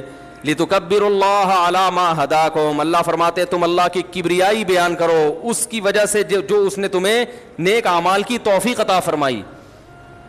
خوشی ہوتی ہے اللہ تمیز سے رمضان گزر گیا, روزے رکھنے کی توفیق تو نے ہمیں دے دی, عبادت کی توفیق تو نے. یہ روحانی خوشی عید کے دن ہوتی ہے. اگر یہ دن خوشی کا شریعت نہ بھی بناتی تو بھی خوشی ہو رہی ہوتی. اور دوسری خوشی ہوتی ہے جسمانی. 1 مہینہ کھانے کے بعد جب چھٹی ملتی ہے تو مزہ آتا ہے کہ نہیں آتا؟ میں عید الفطر والے دن پٹھان ہوٹل کے 2 پراٹھے صبح ناشتے میں لازمی کھاتا ہوں. کھانے نہیں چاہیے یہ ہوٹل کے پراٹھے میں بہت میدے کے بنے ہوئے ہوتے ہیں اور گھی بھی ہوتا ہے, یہ صحت کو خراب ہی کرتے ہیں, لیکن مزہ اسی میں ہے صبح ناشتے میں. کیا خیال ہے؟ وہ لال آٹا جو ہے نا فائبر والا, صحت کے لیے بہت مفید ہے, لیکن پراٹھے میں مزہ. تو ہم کہتے ہیں آج عید کا دن ہے, طبیعت سے کیا کرو, پھوڑ دو. ویسے بھی کولیسٹرول اتنا کم ہو چکا ہوتا ہے رمضان میں کہ اگر وہ چند دن کچھ پراٹھے کھا لو تو وہ کمی پوری ہوتی ہے, ٹھیک ہے نا, نقصان نہیں دیتا. ہمارے نبی عید الفطر میں صبح اٹھ کے کچھ تناول کرتے تھے، پھر عید کی نماز پڑھنے آتے تھے. حالانکہ ہمارے نبی کھانے پینے پہ حریص نہیں تھے، پھر بھی صبح اٹھ کے کھاتے تھے، یہ بتانے کے لیے کہ آج ہمارا روزہ نہیں ہے، آج ہم کھائیں گے. تو روحانی خوشی بھی ہے اور جسمانی بھی. ایک مہینہ کسی غیر مسلم کو بولو بھوکا رہ کے دکھاؤ، پھر تمہیں جب چھٹی ملے گی نا دیکھو کیسا مزہ آتا ہے. اور کئی دنوں تک یہ احساس رہتا ہے، کوئی چیز کھانے کی سامنے آتی ہے، ایک احساس ہوتا ہے روزہ ہے، پھر پتہ چل نہیں روزہ نہیں ہے، کھا لو. تو خوشی ہوتی ہے روحانی بھی اور جسمانی بھی. عید الاضحیٰ میں بھی ایسا ہی ہے. ایک روحانی خوشی عید الاضحیٰ کی، وہ خوشی یہ ہے کہ اللہ کے انتہائی محبوب خلیل اللہ جو ہر قربانی میں ہر آزمائش میں پورے اترے، اپنے معصوم بیٹے کو ذبح ہونے کے لیے لٹا دیا. اللہ کو یہ عمل اتنا پسند آیا کہ اللہ نے کہا کہ میرے خلیل کی محبت میں اس جانور کو ذبح کرو جو دنیا میں سب سے قیمتی سمجھے جاتے ہیں. دنیا میں خوراک میں سب سے لذیذ اور قیمتی خوراک گوشت سمجھی جاتی ہے، تبھی دنیا میں ہر دعوت میں گوشت کھلایا جاتا ہے، سبزی اور دالوں پہ نہیں ٹرکھایا جاتا. چاہے غیر مسلم ہو یا مسلم، دعوت کا لازمی جز گوشت ہے. آپ نے بیٹے کا ولیمہ کیا، بہترین قسم کے دال چاول پکایا آپ نے، اور اچار اور رائتا اور تمام لوازمات کے ساتھ. لوگ دوبارہ آپ کے کسی بچے کے ولیمے پہ نہیں آئیں گے. کیا خیال ہے؟ ہر لذیذ کھانے کا بنیادی عنصر کیا ہے؟ گوشت. پہلی بات تو یہ کہ انسان کی بنیادی ضرورت ہے کھانا پینا. اللہ نے کھانے پینے کی چیز کو ہلاک کرنے کا حکم دیا جو سب سے بنیادی ضرورت کی چیز ہے. نمبر 2، کھانے میں بھی گوشت، اور گوشت میں بھی یہ 4 جانور ہیں جن کا گوشت پوری دنیا میں سب سے زیادہ کھایا جاتا ہے، لہذا یہ سب سے قیمتی مال ہے کھانے کے لحاظ سے. اونٹ، گائے، دمبا اور بکری پوری دنیا میں سب سے زیادہ کھایا جاتا ہے. لذت میں بھی سب سے زیادہ، صحت کے لیے مفید بھی سب سے زیادہ. یہ جو گائے نقصان دیتی ہے نا، یہ وہ اس کی وجہ یہ ہے کہ ایکسرسائز نہیں، کھا رہے ہیں گائے، حرکتیں جو ہے وہ یعنی وہ گوشت کھا رہے ہیں مگر حرکتیں گوشت خور جانوروں جیسی نہیں ہے نا. بھائی شیر گوشت کھاتا ہے تو حرکتیں بھی تو شیر جیسی ہوتی ہے نا، اس کی جھپٹنا پلٹنا. آپ گوشت کھا رہے ہو اور زندگی لائف بکری جیسی بیٹھ کے ہر وقت جگالی کرتے رہتے ہو، تو پھر وہ تو بات نہیں بنے گی نا. گوشت ان کو کھانا چاہیے جن کی ایکٹیویٹیز بھی کیسی ہوں، ان جانوروں جیسی ہیں جو گوشت خور ہیں. تو اللہ تعالیٰ نے جو سب سے مہنگے جانور تھے یعنی اوور آل خوراک کے لحاظ سے، ان کو کاٹنے کا حکم دیا کہ یہ نفیس جانور ہیں، پالے بھی سب سے زیادہ جاتے ہیں، فائدے مند بھی سب سے زیادہ ہیں، ان کو اللہ کی راہ میں کاٹنا شروع کرو. اب دنیا چیختی ہے مسلمان کیا کر رہے ہیں، کیا ہو گیا بھائی؟ ایک ہی دن میں اتنا مال مسلمان ہلاک کر دیتے ہیں. ہمیں روحانی خوشی ہوتی ہے کہ ابراہیم تو اپنے بیٹے کو کاٹنے پر آمادہ ہو گئے تھے. اللہ اگر یہ قربانی قبول کر کے ہمیں بھی ابراہیم علیہ السلام کی صفوں میں کھڑا کر لے تو یہ مہنگا سودا نہیں ہے. بھی ان کی نقل اتارنے والوں میں اگر شمار کر لے تو ہمارے لیے روحانی طور پر خوش ہونے کے لیے اتنا کافی ہے. لوگ کہتے ہیں نا، یہ لبرل لوگ اور مذہب مخالف لوگ بہت مذاق اڑاتے ہیں قربانی کا کہ کیا ایک دن میں اتنا مال مسلمان ہلاک کر دیتے ہیں، یہ پورے سال اسٹور ہوتا تو بڑا فائدہ ہوتا، غریبوں کو یہ ملتا، فلانا ملتا، گوشت مہنگا ہو جاتا ہے، یہ ہو جاتا ہے، وہ ہو جاتا ہے. ہم کہتے ہیں بھائی یہ پیدا کس نے کیا؟ اللہ نے. یہ تو اللہ نے ہمیں کھانے کی اجازت دیتی، نہ دیتا اجازت تو ہم کاٹ کاٹ کے جلا دیتے ہیں، ان کو جلا دیتے ہیں ہم اور مینا میں جلائے جاتے ہیں بہت سے جانور. حاجی اتنا جانور کاٹتا ہے وہاں سب جانوروں کو ٹھکانے لگانا ممکن نہیں ہوتا. ہمارے نبی نے 100 اونٹ نہر کیے، 100 اونٹ. 100 اونٹوں کو کاٹنے کا کوئی لاجک بنتی ہے؟ اللہ نے کہا میں نے پیدا کیا نا، نہیں ختم ہوں گے، مر نہیں، دل بڑا رکھ، کاٹ دے. یہودی کیلکولیٹر لے کے بیٹھا، اتنے کٹ گئے، اتنے رہ گئے، یہ کیسے ہوگا؟ اللہ کہتے ہیں میں ہوں نا، میں نے پیدا کیا نا. ابراہیم نے اپنے بیٹے کو کاٹا کیا؟ اسی بیٹے کی نسل میں سب سے زیادہ برکت ہوئی ہے. اسی بیٹے کی نسل میں محمد صلی اللہ علیہ وسلم پیدا ہوئے, اور سب سے زیادہ برکت اللہ نے اسی بیٹے کی نسل میں رکھی. آج دنیا میں کوئی قوم اتنی بڑی نہیں ہے جتنے اہل بیت ہیں, سادات ہیں, سیدوں کی تعداد بہت زیادہ, کیونکہ ہمارے نبی کے بیٹی, پھر ان کو اللہ نے حسن اور حسین دیے. حضرت حسن اور حسین کی جو نسل بڑی ہے, بہت اللہ نے برکت دی ہے اس میں. تو اللہ نے بتا دیا کہ کس کے قبضے میں ہے بھائی, میرے کو کاٹو گے کم نہیں ہوگا, بڑھے گا. تو یہ روحانی خوشی ہے, یہ ہر بال کے بدلے میں نیکی, کہ حضرت ابراہیم کی سنت زندہ کروا لی. اس لیے کہتا ہوں قربانی کرتے وقت غل غباڑے نہ کیا کرو, اللہ کا ذکر کیا کرو. ایک انٹرٹینمنٹ بنایا ہوا ہے, ٹھیک ہے, جانور لے کے گھوم رہے ہیں, سیلفیاں, وہ تو ٹھیک ہے, عید ہے, لیکن جب جانور ذبح کرنے کا وقت ہو تو یہ مستیاں اس وقت بالکل صحیح نہیں ہے. عبادت کا وقت ہے, اللہ کا نام لو, ذکر کرو اللہ کا. تو کچھ مسائل میں انشاءاللہ بھی دعا کے بعد بیان کروں گا قربانی سے متعلق, جو بیٹھنا چاہیں بیٹھ سکتے ہیں. دوسری خوشی ہمیں ہوتی ہے جسمانی, تازہ گوشت وافر مقدار میں. ٹھیک ہے آپ ہوٹل سے خرید کے کھاتے ہیں پورے سال, اللہ نے آپ کو پیسہ دیا ہے, وہ لذت نہیں ہوتی اس میں جو لذت اللہ نے قربانی کے گوشت میں رکھی ہے. پتہ نہیں کس کس قسم کے گوشت, پانی والا گوشت ہے. پھر قصائی ایک گڑبڑ یہ بھی کرتے ہیں کہ جانور کا خون پورا نہیں نکلنے دیتے, پہلے ہی گلے میں چھرا مار دیتے ہیں, اس سے بلڈ اندر رہتا ہے, اس سے گوشت میں ذائقہ خراب, بیماریاں بھی پیدا ہوتی ہیں. قربانی کا گوشت اپنے سامنے کٹا ہوا جانور ہے, اور بڑی بات یہ کہ اس کی نسبت اللہ کی طرف ہے. اللہ کے یہ تو جانور اللہ کی ملکیت میں چلا گیا. اب اللہ نے ضیافت کی ہے کہ میری طرف سے کھاؤ, تبھی ان دنوں میں روزہ رکھنا حرام ہے. کتنی بڑی دلیل ہے کہ اس گوشت کی نسبت اللہ اپنی طرف کرتا ہے. اللہ کہتا ہے روزہ رکھا تو میری دعوت کو ٹھکرا رہے ہو, حالانکہ روزہ بھی اللہ کے لیے رکھ رہے ہیں نا. اللہ کہتے ہیں میرے لیے بھی روزہ رکھنے کی اجازت نہیں ہے. یہ تو بڑا جرم ہے کہ جو تمہاری دعوت کر رہا ہے اسی کے لیے تم نے روزہ رکھ لیا.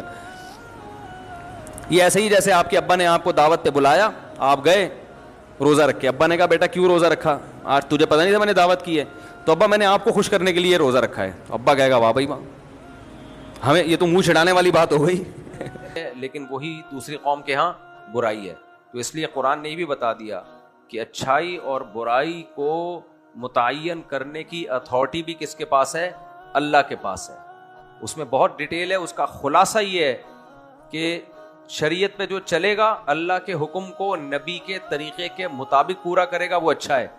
اللہ کے آرڈر کو توڑ دے گا یا اللہ کے حکم کو پورا کرے گا لیکن نبی کے طریقے پہ نہیں, وہ بھی برا ہے. یہ اس کا خلاصہ ہے.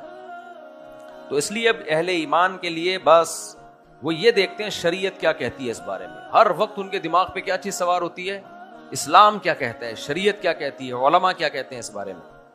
آگے اللہ نے فرمایا وَهُوَ الْعَزِيزُ الْغَفُورُ, وہ زبردست غالب اور معاف کرنے والا ہے. دو چیزیں جمع ہوئی ہیں. جو زبردست طاقتور ہوتا ہے نا, عام طور پر وہ انتقام لینے والا ہوتا ہے. دیکھو اپنے سے طاقتور کو سب معاف کر دیتے ہیں, کمزوروں کو معاف کرنا مشکل, لیکن اللہ نے اپنی دو صفات کو جمع کیا. میں عزیز, عزیز کہتے ہیں غالب, ہر چیز پہ غالب ہوں, جو چاہتا ہوں کر گزرتا ہوں, لیکن ساتھ ساتھ معاف کرنے والا بھی ہوں. کوئی مجھ سے توبہ کرے, استغفار کرے تو سزا نہیں دیتا بلکہ اس کو معاف کر دیتا ہوں. الذی خلق سبع سماوات طباقا, جس نے 7 مضبوط اوپر تلے آسمان بنائے. قرآن سے اور پچھلی آسمانی کتابوں سے یہ بات تواتر کے ساتھ ثابت ہے کہ آسمان چھت کی مانند ہے اور 7 مضبوط آسمان ہیں گول دائرے میں, جس ہال میں اللہ نے اس کائنات کو بند کیا ہوا ہے. اب یہاں کچھ لوگ اعتراض کرتے ہیں کہ ہمیں تو کوئی نظر نہیں آیا آسمان, تو اللہ نے اس کی مقدار نہیں بتائی ہے کہ کہاں ہے وہ. لوگ کہہ رہے ہیں نا اتنی کہکشائیں, ارب ہا ارب کہکشائیں دریافت ہو گئیں, اب تک تو کہیں آسمان نظر نہیں آیا جس گول میں بند کیا ہوا ہے. تو بھئی اللہ تعالیٰ نے جب بتا دیا تو یہ کہا جائے گا کہ سائنس اس پر مطلع نہیں ہوئی ہے. پہلے زمانے میں اگر یہ بتایا جاتا اتنی ارب ہا ارب کہکشائیں ہیں اور ایک ایک کہکشاں میں گلیکسی میں دوسری گلیکسی میں اتنا فاصلہ ہے اور 2 ستاروں میں سیاروں میں اتنا, کوئی مان لیتا, کہتا بھائی کیا کر رہا ہے, لمبی لمبی پھینک رہا ہے. ایسے ایسے ستارے ہیں کہ ہم تک ان کی روشنی پہنچی ہے لاکھوں سال کے بعد، اور آج ہم ان کو دیکھ رہے ہیں، وہ لاکھوں سال پہلے یہاں سے موو کر چکے ہیں. پچھلے زمانے میں یہ باتیں کی جاتی لوگ مان لیتے. تو اتنی بڑی کائنات ہے، تو جو ابھی دریافت ہوئی ہے وہ ہمارے تصور سے زیادہ ہے، لیکن ہم نے مان لیا کہ سائنسدانوں نے کہہ دیا. حالانکہ ان سائنسدانوں کو بھی نہیں ہم نے دیکھا، نہ ان کی کو تحقیق کرتے ہوئے دیکھا، لیکن ہم نے کہا یار اتنے سارے لوگ لمبی نہیں چھوڑ سکتے. تو اسی طرح جب قرآن نے بھی کہا، تورات نے بھی کہا، انجیل نے بھی کہا کہ 7 مضبوط آسمان ہیں. پہلا آسمان اتنا بڑا ہے، آپ دیکھو اتنی ساری ایک پوری کائنات اس کے اندر سمائی ہوئی ہے، تو دوسرا کتنا بڑا ہوگا، تیسرا کتنا. تو ہمارے تصورات سے بہت زیادہ بڑی ہے یہ کائنات. اور ابھی یہ جو اتنے بڑے بڑے ستارے دریافت ہوئے نا، کوئی سورج سے 1000 گنا بڑا، کوئی زمین سے کروڑا گنا بڑے، اور یہ تو وہ ہیں جن کو ہم دیکھ پائے ہیں. دیکھو انسان کی جو آنکھ ہے نا، اس میں جتنی دیکھنے کی صلاحیت ہے اتنا ہی دیکھ پاتا ہے. یہ جانوروں میں کچھ جانور ایسے ان میں الگ ٹائپ کے سافٹ ویئر لگے ہوئے آنکھوں میں، وہ ریز دیکھ رہے ہیں جو ہم نہیں دیکھ رہے، وہ ریز دیکھ رہے ہیں. اور ہمیں بھی یہ ان چیزوں کا پتہ چلا جن ریز کو ہم نے ٹریس کیا، بہت سی ہم نے ٹریس ہی نہیں کی. ہماری زمین پہ ہر وقت جنات اور فرشتے گھوم رہے ہیں اربوں کھربوں کی تعداد میں، ہمیں نظر نہیں آتے، ہماری فریکوینسی میچ نہیں کرتی ان کے ساتھ. ہم تو وہ چیزیں دیکھ اور سن سکتے ہیں جس کے انسٹرومنٹ ہمارے پاس موجود ہیں، باقی پتہ نہیں کیا کیا ہے ہمیں نہیں پتا. یہی وہ بہت کچھ یہی ہوگا یہاں پہ. تو وہ ریز جو ہم ٹریس کر چکے ہیں وہ دیکھ لی ہم نے، ان کا ہمیں پتا چل گیا ایسی کروڑوں ریز اور ہوں گی یہاں، اور ہو سکتا ہے قیامت تک ہم اس پر مطلع ہی نہ ہوں، بلکہ واقعی نہیں مطلع ہوں گے. کیونکہ ہم جب بھی کسی چیز کی تحقیق کرتے ہیں ہمارے پاس جو آلات اویلیبل ہیں ان سے ٹریس کر رہے ہیں، تو ہر چیز کے آلات تھوڑی ہمارے پاس. حتیٰ کہ جانوروں میں ہی جو نظام ہے نا وہ بھی ابھی تک پورا نہیں سمجھا گیا ہے. تو اس لیے پتہ نہیں کیا کون سے اجرام اور بڑے بڑے ستارے ہوں جو ہمیں نظر ہی نہ آ رہے ہوں. بلیک ہول تو اب جا کے دریافت ہوا نا، کھا جاتا ہے بالکل. تو ایسے بہت کچھ ہوں گے، تو کچھ نہیں کہا جا سکتا کہ کیا ہے اس کائنات میں. ہم اس کے 1000ویں حصے بھی قرآن کہتا ہے نا وما اوتیتم من العلم الا قلیلا، تمہیں علم ہم نے بہت تھوڑا دیا ہے. جتنی نالج پہ انسان فخر کر رہا ہے نا، اللہ کہتے ہیں یہ بہت تھوڑی ہے، زیادہ تو پتہ ہی نہیں ہے کیا ہے. آگے اللہ فرماتے ہیں ما تری فی خلق الرحمن من تفاوت، تمہیں رحمان کی تخلیق میں کوئی فالٹ نظر نہیں آئے گا. پھر اللہ کہتے ہیں فرجع البصر، اپنی نگاہ اٹھاؤ، گھماؤ ذرا اپنی نگاہ. ہل تری من فطور، تمہیں اس نظام میں کوئی فالٹ نظر آ رہا ہے؟ اللہ ہمیں کہہ رہے ہیں جاؤ دیکھو سورج کیسے مشرق سے نکلتا ہے مغرب میں ڈوبتا ہے، اور بارشوں کا نظام، ہر چیز کا. کچھ چیزیں ہمیں فالٹ لگ رہی ہوتی ہیں لیکن وہ ہوتی نہیں ہیں. مثال کے طور پر ہمیں لگ رہا ہوتا ہے یار کبھی بارشیں بہت زیادہ ہو جاتی ہیں، اتنی ضرورت نہیں ہے، کبھی بارشیں بالکل کم ہو جاتی ہیں. یہ بھی فالٹ ہمیں لگ رہا ہے فالٹ، لیکن یہ اس نظام کا حصہ ہے، اس میں بڑی حکمتیں ہیں، مصلحتیں ہیں. اس کی مثال ایسے ہے جیسے انسان کو اللہ نے بنایا، ایک پورا امیون سسٹم کا اس کا سیٹ اپ بنایا ہوا ہے نا، بیماریاں اٹیک نہ کریں وغیرہ وغیرہ، لیکن پھر بھی بیمار ہوتے ہیں کہ نہیں ہوتے؟ تو وہ بیمار ہونا بھی اسی نظام کا حصہ ہے، کیونکہ اگر سب بیمار ہونا بند ہو جائیں گے تو اس سے جو فسادات سوسائٹی میں ہوں گے وہ اور زیادہ ڈینجرس ہیں. تو اس لیے امیری بھی ہے، غریبی بھی ہے، صحت بھی ہے، معذوری بھی ہے، لیکن اوور آل جو اس کا پورا بنایا ہوا سسٹم ہے وہ بہت جاندار اور شاندار ہے، وہ آٹومیٹیکلی خود بخود وجود میں آ نہیں سکتا. اس لیے اللہ نے فرمایا کہ تم دیکھو تمہیں کوئی عیب نظر آتا ہے، ثم ارجع البصر، اللہ کہتے ہیں دوبارہ نظر اٹھا. اے بھائی ایک دفعہ تو نے گھما لیا اس شہد کی مکھی پہ غور کر لیا، ہر مخلوق پہ غور کرو. ثم ارجع البصر، ایک دفعہ کافی نہیں ہے، دوبارہ اٹھا نظر، ذرا غور کر. کرتینی، پھر اللہ کہتے ہیں بار بار نظر اٹھا. یہ جو کہتے ہیں نا بندر کی پیداوار ہیں آٹومیٹیکلی خود بخود آ گئے، اللہ ان کو رد کر رہے ہیں. دوبارہ اٹھا نظر اپنی، گھما ذرا، ذرے کو اٹھا کے چیک کر، دیکھ. کرتینی ینقلب الیک البصر خاسئا، کیا انداز ہے قرآن کا. فرمایا تیری نگاہیں لوٹیں گی ذلیل ہو کے، یعنی گویا تو اللہ سے میچ کر، مقابلہ کر کہ میں اللہ کو ہراؤں گا، میں فالٹ نکال کے دکھاؤں گا. صحیح ہے نا؟ تو اللہ کہتے ہیں خاسئن، ذلیل ہوں گی، وہ ذلیل ہو جائیں گی. جیسے مقابلہ ہار کے کیسے شرمندہ ہو کے انسان رنگ سے اکھاڑے سے باہر آ رہا ہوتا ہے نا، کیسے. تو اللہ کہتے ہیں مقابلہ کر مجھ سے اور تو مجھے ہرانے کی کوشش کر، فالٹ نکال، بار بار غور کرے گا، فالٹ نظر نہیں آئے گا. تو تیری نگاہیں ذلیل ہو کے لوٹیں گی. دو چیزیں ہوں گی اس میں، ذلیل بھی ہو چکی ہوں گی، وہو حسیر، تھک بھی چکی ہوں گی. تھکنے کا مطلب دوبارہ تیری ہمت بھی نہیں ہوگی، بھائی بہت غور کر لیا، بس بہت تھک گیا ہوں، میں اب اس مقابلے میں دوبارہ نہیں آؤں گا. ایسا اس کائنات کے اندر اللہ نے حسن رکھا ہے، نظام رکھا ہے. تبھی آپ دیکھو نا، میں میڈیکل جو سائنس ہے نا اس کی ویڈیوز بہت دیکھتا ہوں. اتنا پرفیکٹ اللہ نے انسان کی باڈی کو یا ہر مخلوق کو بنایا ہے. یہ اس لیے ہے، اس کی یہ حکمت ہے، یہ اس لیے ہے، اس کی یہ حکمت ہے، یہ باڈی کا یہ پارٹ اس لیے کہ اس کی یہ حکمت. ایسا نظام بنایا ہے کہ کوئی چیز بھی بیکار نہیں ہے. آگے اللہ تعالیٰ فرماتے ہیں وَلَقَدْ زَيَّنَّا السَّمَاءَ الدُّنْيَا بِمَصَابِيحَ. بہت لمبی ہے، میں آگے اس کو منتخب آیتیں پڑھ رہا ہوں. اللہ فرماتے ہیں وَلِلَّذِينَ كَفَرُوا بِرَبِّهِمْ عَذَابُ جَهَنَّمَ.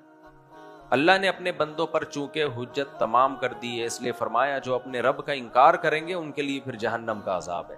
کیونکہ ہم نے اپنے وجود کے، اپنے احسانات کے دلائل کے انبار لگا دیے ہیں، اب تمہارے پاس انکار کا آپشن نہیں ہے. تو جو بھی انکار کرے گا اس کے لیے جہنم کا عذاب ہے. وَبِئْسَ الْمَصِيرُ، کیا ہی برا ٹھکانہ ہے وہ. اِذَا أُلْقُوا فِيهَا، جب اس جہنم میں ڈالے جائیں گے، سمعوا لها شہیقا وہی تفور. جہنم کا غیظ و غضب کی جو چیخنے کی آواز ہے نا، جہنم کو بھی اللہ نے شعور دیا ہوگا، اس کے اندر بھی ایک غضب رکھا ہے کہ اللہ کے نافرمانوں سے انتقام لینے کا غضب. تو اس کی ایک چیخ و پکار ہوگی، وہی تفور، اور وہ جوش سے کھول رہی ہوگی. تکاد تمیز من الغیظ، جب کسی کو بہت غصہ آتا ہے نا، ہم کہتے ہیں غصے میں پھٹ نہ جائے، تو قریب ہے کہ وہ جہنم غضب سے پھٹ پڑے. وہ اتنا اس کے اندر شور اور جلال ہوگا، اللہ بچائے ہم سب کو. کلما القی فیہا فوج، جب بھی اس جہنم میں کوئی گروہ ڈالا جائے گا، سألہم خزنتها، جہنم کے داروغہ جو فرشتے ہیں وہ پوچھیں گے، الم یأتکم نذیر، تمہیں اس جہنم سے ڈرانے کے لیے کوئی آیا نہیں تھا؟ یعنی اتنی خطرناک جگہ پہ اس آگ میں تم جا رہے ہو، کسی نے بتایا نہیں تھا یہ سزا ہے، نافرمانوں کو یہ ملے گی؟ قالوا بھلا، وہ کہیں گے کیوں نہیں، کیوں نہیں. قد جاءنا نذیر، ہمارے پاس ڈرانے والا آیا تھا، پیغمبر بھی اور پھر جو پیغمبر کے بعد داعی واعظ. فکذبنا، لیکن ہم نے انکار کیا.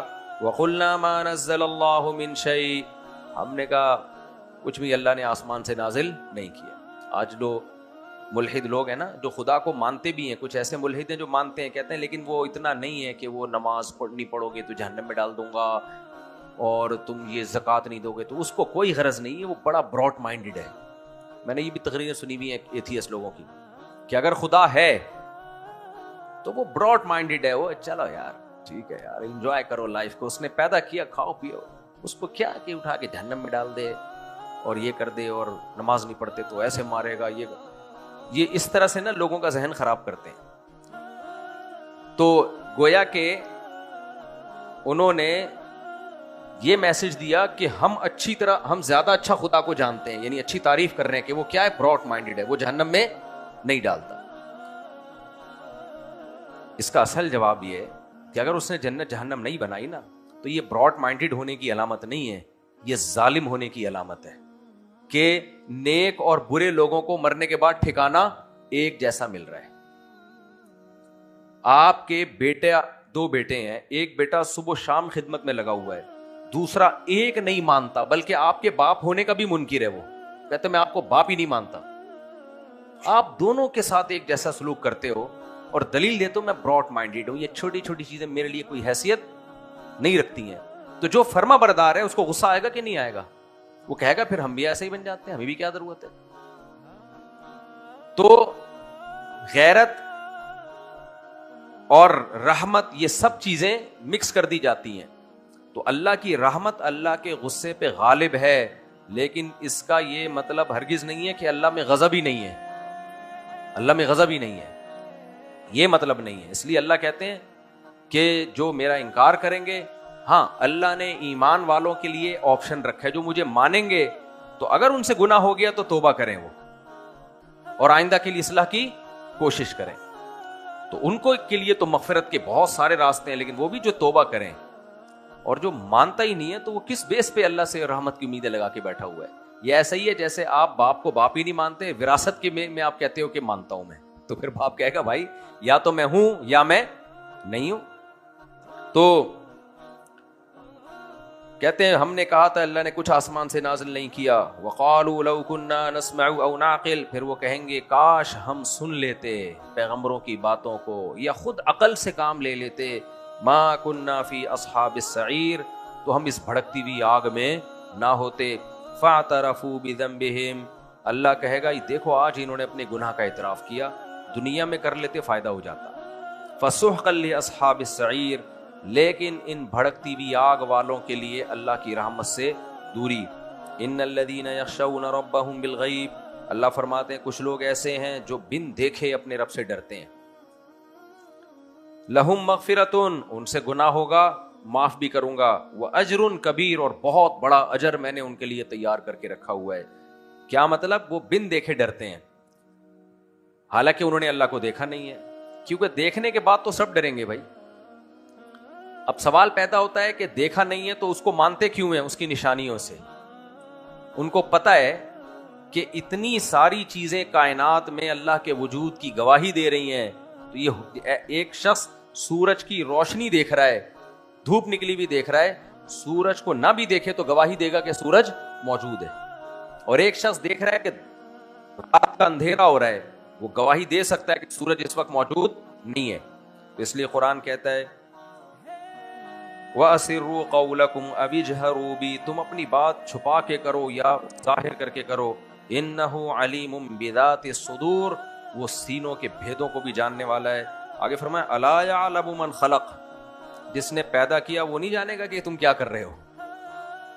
سورہ نجم میں ہے هُوَ أَعْلَمُ بِكُمْ إِذْ أَنشَأَكُمْ مِنَ الْأَرْضِ وَإِذْ أَنْتُمْ أَجِنَّةٌ فِي بُطُونِ أُمَّهَاتِكُمْ, جب اس نے تمہیں زمین سے بنا رہا تھا نا, زمین سے جو اسپم بنتے ہیں نا وہ تو خوراک سے بنتے ہیں, تو مٹی کے اجزاء سے بنتے ہیں, اس وقت سے تمہیں جانتا ہے وہ. وَإِذْ أَنْتُمْ أَجِنَّةٌ فِي بُطُونِ أُمَّهَاتِكُمْ, اور جب تم ماؤں کے پیٹ میں چھپے ہوئے تھے, جب تمہاری ماں بھی تمہیں نہیں جانتی تھی, اس وقت سے جانتا ہے تمہیں. اس لیے آگے اللہ نے فرمایا فَلَا تُزَكُّوا أَنفُسَكُمْ, اپنے آپ کو زیادہ پاک صاف شو کرنے کی کوشش نہ کیا کرو. کوئی بندہ بہت بڑا بن رہا ہو نا, میں یہ ہوں, میں بہت, تو ہم اسے کیا بھائی میں تو اس وقت سے جانتے ہیں جب تو آیا تھا اس محلے میں, ہمیں پتہ ہے تیری اوقات, سائیکل بھی نہیں تھی تیرے پاس, تو یہ کسی اور کے سامنے جا کے ڈینگے مارا کر. تو جو کہتے ہیں نا میں نیک ہوں, میں بزرگ ہوں, اور میں ہی ہوں, میں جو کرتا ہے, تو اس کو اللہ نے اس آیت میں دھمکی دی ہے کہ اللہ تمہیں اس وقت سے جانتا ہے جب تمہیں زمین سے نکال رہا تھا, اور جب تم ماں کے پیٹ میں چھپے ہوئے تھے.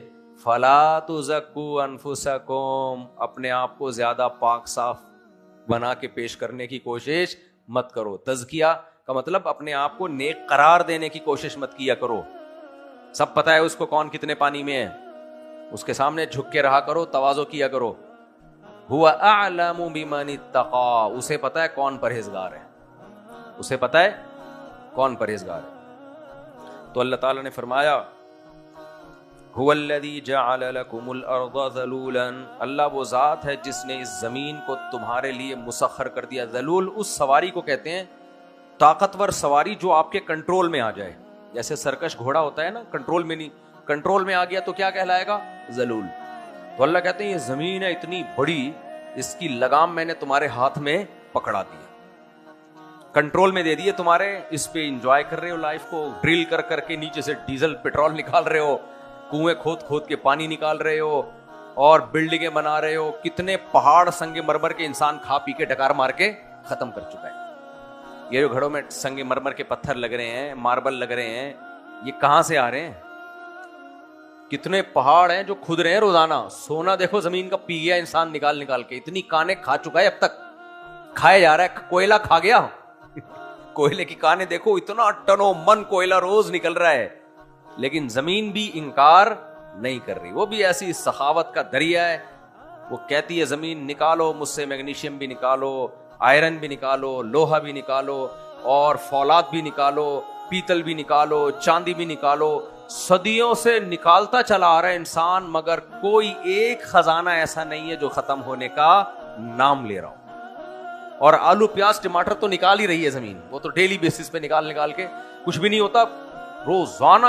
آپ ذرا سبزی منڈی جاؤ, کبھی منظر دیکھ لو, ڈیلی جو ٹماٹر بھنڈی شلجم آ رہا ہے, آدمی کہتا ہے کسی فیکٹری میں بن رہے ہیں, یہ اتنا آ رہا ہے. اور کراچی کی 2.5-3 کروڑ کی آبادی ایک دن میں اڑا کے ختم. اس 2.5-3 کروڑ کے لیے اگلے دن دوبارہ اتنا ٹماٹر, اتنے خربوزے, اتنے پپیتے, اتنے شلجم, اتنے آلو, اتنے پیاز ڈیلی, اور پھر 2.5 کروڑ کی آبادی اسے اڑا کے ختم. پھر بے انسان پاگل ہو جاتا ہے یہ منظر دیکھ کے, بھائی یہ ہو کیا رہا ہے؟ زمین ہے نکال کے لے بھائی. جیسے لنگر نہیں بٹ رہا ہوتا شاپر سے نہیں, ہم بندے آتے جا رہے ہیں پھینکتے جا رہے ہیں, ہے کچھ بھی نہیں, جاؤ کچھ زمین میں کچھ بھی نہیں. کیا اللہ نے نظام بنایا ہے یار, نکالے جا رہی, کھاتے جاؤ. ایک دن بھی زمین نہ نہیں کرتی کہ بس کرو میری جان چھوڑ دو, آج ٹماٹر کا ناغا کر لو, آج میں ٹماٹر نہیں پیدا کروں گی, میں بھی تھک گئی ہوں. نہ, اس زمین سے فصل ختم ہوئی وہاں تیار ہے, وہاں سے ختم ہوئی ادھر تیار ہے. صرف ایک کراچی شہر کو ہی دیکھ لیا جائے, انسانی عقل حیران ہوتی ہے کہ یار روز سب کی توندیں 3 ٹائم بھرتی ہیں, ہوٹلوں میں الگ تقسیم ہو رہا ہے, کھانوں میں الگ, دعوتوں میں. تو یہ بکروں پہ حیران ہوتا ہوں, اتنا بکرا کہاں سے آ رہا ہے؟ بکرا تیار ہونے میں 1 سال لگتا ہے. ہوٹلوں میں جاؤ ہر وقت بکرے لٹکے ہوئے, ہر جگہ کھائے جا رہے ہیں. ایکسپورٹ 1,000 بکرا تو ڈیلی ایکسپورٹ ہو رہا ہے, اور اتنے بڑے بڑے بکرے ڈیلی 1,000 بکرا تیار ہو رہا ہے یار. کھائے جا رہے ہیں, پتہ نہیں کہاں سے آ رہا ہے یار. گائے کا گوشت دیکھو, روزانہ لاکھوں گائیں کٹتی ہیں, تیار ہونے میں 2 سال لگتا ہے. بھائی یہ اللہ نے تبھی کہا ہے وما من دابۃ الا علی اللہ رزقها, رزق کس کے ذمے ہے؟ تبھی یہ جو بچے روکتے ہیں نا کہ کھانا کہاں سے ملے گا, کہ 2 بچے ہی اچھے کھلا نہیں پائیں گے, اس لیے علماء کا یہ حرام ہے. یہ فیملی پلاننگ والوں کا جرم ہے جو انہوں نے دنیا میں پھیلا دیا. اللہ کو یہ تانا بہت برا لگتا ہے, کھلاؤں گا کہاں سے میں, کم وقت ابھی کہاں سے کھا رہے ہو, اتنے خزانے ہیں. تو آپ کا کیا خیال ہے کہ بچے زیادہ ہونے سے یہ ٹماٹر کم پڑ جائیں گے؟ اب تک کیوں نہیں پڑے؟ دنیا کی آبادی کہاں سے کہاں پہنچ گئی ہے, بڑھے ہی جا رہے ہیں, کوئی خزانے کم نہیں ہو رہے, بڑھتے چلے جا رہے ہیں الٹا. تو اس لیے دنیا پرست آدمی جو خزانوں کی کمی کی بات کرتا ہے, اللہ کو بہت غصہ آتا ہے کہ کم بختو. بالکل اس کی مثال ایسے ہے جیسے میزبان نے 4 آدمی بلائے اور دیگیں 8 آدمیوں کی پکا لی, کہ یار دیتا رہے, بس پلیٹیں بریانی کی بھرتا رہے. اور پھر آپ نے کہا کہ یار کم نہ پڑ جائے تو میں ان 4 میں سے 2 کو واپس بھیج رہا ہوں. تو پھر میزبان کو غصہ نہیں آئے گا؟ کم بخت تجھے کچھ نظر آ رہا ہے یہاں کم ہوتے ہوئے؟ تو مجھے کنجوس سمجھتا ہے؟ کھائے جا رہا ہے, آج تک کبھی ناغا ہوا؟ تو میزبان اگر غیرت مند ہوگا اس کو بہت غصہ آئے گا کہ یار اتنا تجھے کھلایا پلایا اور تو کہہ رہے کم نہ پڑ جائے, چل نکل یہاں سے, تو اس قابل ہی نہیں ہے کہ تجھے کچھ کھلایا جائے. اسی طرح اللہ کو بھی غصہ آتا ہے, غضب آتا ہے کہ جب سے آدم علیہ السلام دنیا سے آئے, آبادی بڑھ رہی ہے, کھلائے جا رہا ہوں, رزق کی کمی ہونے کے بجائے بڑھتا چلا. ہمارے باپ داداؤں کو اس اسٹینڈرڈ کے کھانے میسر نہیں تھے اتنی وافر مقدار میں جو آ جائیں. اور کتنا پھک رہا ہے ہوٹلوں میں, ضائع کتنا ہو رہا ہے. نل کے کھول کے بیٹھ جاتے ہیں, پانی بہتا رہے گا پھر بھی آ رہا ہے. یہ جو کراچی میں یا ملک میں پانی کی کمی ہوتی ہے, یہ پانی کی کمی سے نہیں ہوتی, یہ مینجمنٹ کی مس مینجمنٹ کی وجہ سے ہوتی ہے. تو کہیں پانی ہی پانی ہے اور کہیں نل کا کھولو تو ہوا ہی ہوا. تو اس لیے اللہ کہتے ہیں هو الذی جعل لکم الارض ذلولا, میں نے زمین کو تمہارے لیے مسخر کر دیا. فامشوا فی مناکبہا, اس کے کندھوں پہ سوار ہو کے چلو. کیسے اللہ نے زمین کو ایک گائے کی طرح بنا دیا, اس کے کندھے پہ سوار ہو کے چلو, یعنی کنٹرول میں دے دی ہے زمین تمہارے. وَكُلُوا مِن رِزْقِهِ, اور اسی کے رزق سے کھاؤ بھی. یہ نکالے گی ٹماٹر بھی, خربوزے بھی, پیاز بھی, انار بھی, انگور بھی. ایسا بنا دیا کہ یہ تمہاری سواری بھی ہے اور تمہاری روزی کا ذریعہ بھی ہے. یہ بالکل ایسا ہی ہے جیسے گائے پہ سوار ہو کے جا رہے ہیں, بھوک لگی تو دودھ نکال کے بھی پی لیا. کیا خیال ہے, 2 in 1 ہو گئے کہ نہیں ہو گیا؟ اور جب زیادہ بھوک لگی پروٹین کی میں کاٹ کے کھا گئے اس کو. ساری چیزیں مل رہی ہیں ایک ہی جگہ سے. فرمایا وَإِلَيْهِ النُّشُورُ, لیکن ایک بات یاد رکھنا, جانا اسی کی طرف ہے. یہ زمین میں نے مسخر کر دی اور کھاؤ پیو, لیکن دماغ میں یہ ذہن میں بٹھا کے رکھنا کہ جانا کہاں ہے, یہ سب چھوڑ چھاڑ کے ادھر نکلنا ہے. أَأَمِنْتُم مَّن فِي السَّمَاءِ أَن يَخْسِفَ بِكُمُ الْأَرْضَ, اللہ کہتے ہیں تم اتنے بے خوف ہو کے کیسے زندگی گزار رہے ہو؟ اس زمین میں تم خوب انجوائے کر رہے ہو, لیکن تمہیں ڈر نہیں لگتا کہ وہ چاہے تو تمہیں زمین میں دھسا بھی سکتا ہے, زلزلے آئیں گے اور تمہیں دھسا دے گا. ام امنتم من فی السماء ان یرسل علیکم حاصبا, وہ ذات جو آسمانوں میں ہے اس سے تمہیں ڈر نہیں لگتا, وہ آسمان سے پتھر بھی برسا سکتا ہے تمہارے اوپر. آسمان سے نا ہر وقت زمین کی طرف فائرنگ ہوتی ہے, ٹوٹتے ہیں بڑے بڑے اجرام, لیکن گریوٹی کا سسٹم ایسا ہے کہ بڑے بڑے جو دوسرے سیارے ہیں نا وہ ان کو اپنی طرف کھینچ لیتے ہیں. اتنا بیلنس کشش ثقل کا نظام بنایا ہے قدرت نے. ایک بہت بڑا سیارہ ہے جوپیٹر ہے نا, وہ جو اتنا بڑا, بہت ہی بڑا نہیں ہے, وہ سر میں آ رہا ہوتا ہے. اس کے بارے میں نے ماہرین سے سنا کہ زمین کی طرف جو بڑے بڑے پتھر آ رہے ہوتے ہیں نا, وہ گریوٹی کی وجہ سے ان کو کھینچ لیتا اپنے. اگر وہ نہ ہوتا نا پروگرام ہمارا بڑھ گیا تھا. سارے فائرنگ ہوتی ہے ہمارے اوپر. تو اتنے بڑے بڑے پہاڑوں, کیٹو کے ماؤنٹ ایورسٹ اور کیٹو کے پہاڑ جیسے پتھر, کائنات کے پتھر اتنے نہیں ہوتے, وہ پتھر بھی فرشتوں کے حساب سے ہوتے ہیں. پورا نازم آباد اٹھا کے کسی کو مار دیا, مارم پیٹی کھیل رہے تھے, پورا لالو کھیت اٹھایا کسی کو مار دیا. فرشتوں کی تو لڑائی پھر ایسے ہوتی ہے. ہمارے لحاظ سے تو یہ پورے علاقے ہیں نا, فرشتوں کے لحاظ سے تو زیادہ ہوا. وہ تو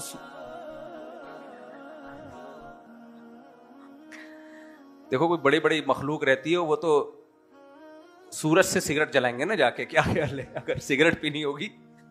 ان کے سگریٹ بھی بہت بڑے بڑے, فرشتوں کی بات نہیں کر رہا, فرشتے سگریٹ ہی پیتے. اگر کوئی ایسی جن ہو فرض کر لو, تو جنات کو سگریٹ جلانے کے لیے یہ سوئی گیس تھوڑی کافی ہے.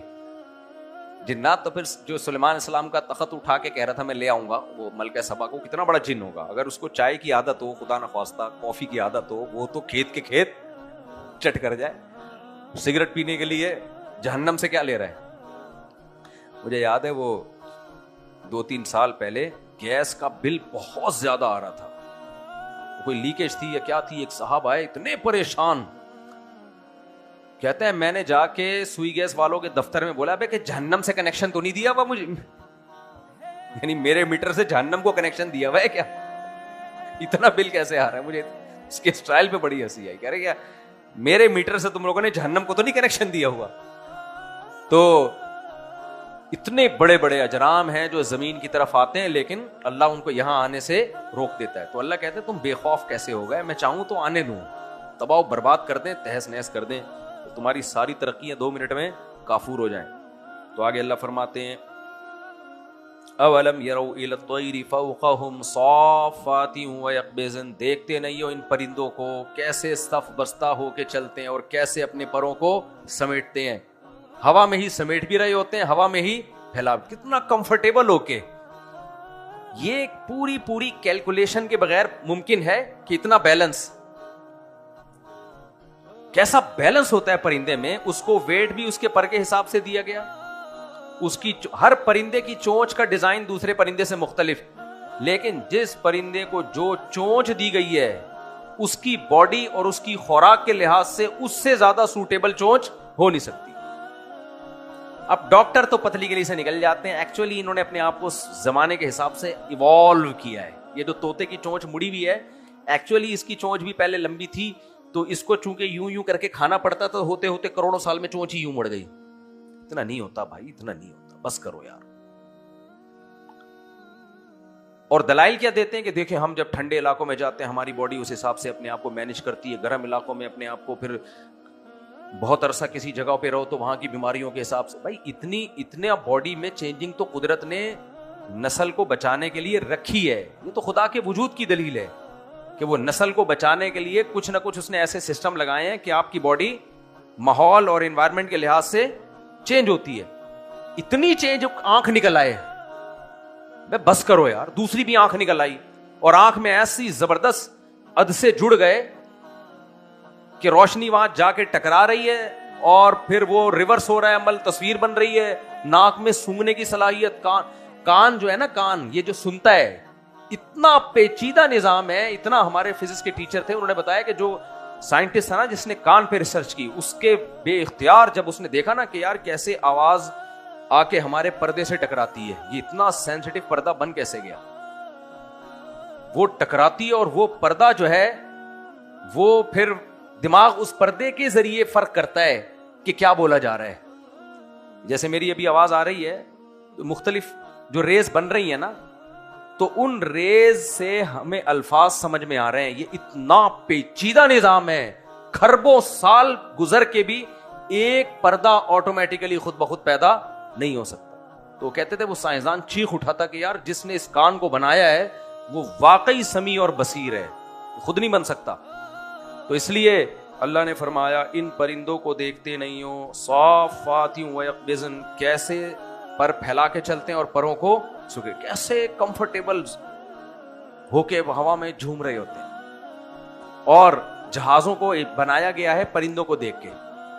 جہاز اتنا کمفرٹیبل نہیں ہوتا, جہاز یوں کر کے جائے گا, بس اڑے گا, پھر وہ اپنی خاص جگہ پہ جا کے لینڈ کر جائے گا.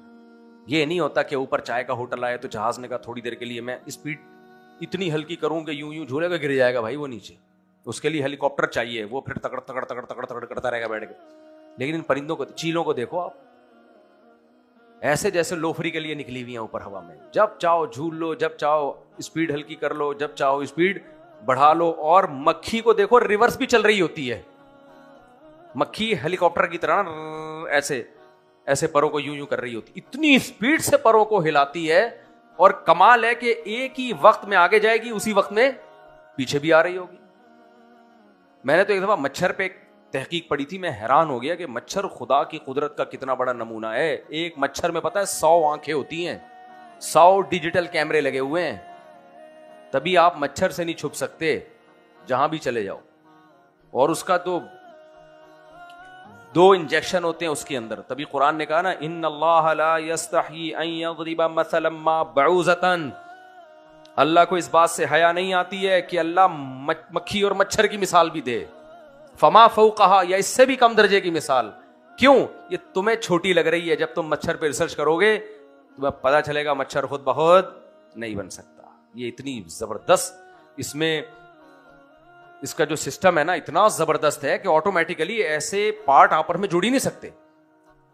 انجیکشن کرتا ہے باقاعدہ, جب بیٹھتا ہے نا سب سے پہلے کیا کرے گا آپ, یہ تو ہمارے ڈاکٹر بھی آج کل نہیں کر رہے ہوتے, ایسے ہی ٹھوک دیتے ہیں انجیکشن. مچھر خون چوسنے سے پہلے کیمیکل ڈالے گا وہاں پہ. وہ کیمیکل کا کام یہ ہوگا اس جگہ کو سن کر دے, تاکہ جب سرنج ڈالے اور خون چوسے تو ہمیں پتا نہ چلے, ورنہ مچھروں کی تو نسل ہی ختم ہو جاتی. تو مچھر پہلے ایسے ایک سے کیمیکل ڈالتا ہے, اس سے ہمارے وہاں وہ کیمیکل سے وہ جگہ سن ہو جاتی ہے. ڈاکٹر کرتے ہیں ڈائریکٹ ٹھوک دیتے ہیں ٹیکا. کیا خیال ہے؟ اچھا, تو پھر وہ کیا کرتا ہے, مادہ مچھر یہ کام کرتی ہے, وہ خون چوستی ہے, وہ اپنے شوہر کا نہیں چوستی ہوگی تو پھر ہمارا چوستی, استغفر اللہ, پھر وہی بات ہے. تو ایسے کیا اور ایسے, اس کے بعد جب وہ اڑ کے جاتی ہے نا تو پھر ہمیں جو خارش ہوتی ہے وہ اس کیمیکل کی وجہ سے ہوتی ہے جو اس نے سن کرنے کے لیے لگایا ہوتا ہے. تو بڑا نظام ہے بھائی اس کا. آپ ذرا یہ چھوٹے موٹے کیڑے مکوڑے ہوتے ہیں نا, ان کو ایکسپلور کریں, بڑا کر کے دیکھیں, اتنا پیچیدہ ان کا نظام ہے. انسان کہتا ہے بھائی ایک چیونٹی ہی خدا کی قدرت کا بہت بڑا نمونہ ہے یہ. تو اللہ تعالیٰ کہتے ہیں تم دیکھتے نہیں ان پرندوں کو کیسے ہواؤں میں اڑتے جا رہے ہیں, ما یمسکہن الا الرحمن, رحمان کے سوا کون ہے جو ہواؤں میں روکتا ہے ان کو. یعنی خود بخود تھوڑی ہو سکتا ہے یہ سب کچھ. آگے اللہ تعالیٰ فرماتے ہیں افمن یمشی مکبا علی وجہہ اہدی امن یمشی سویا علی صراط مستقیم.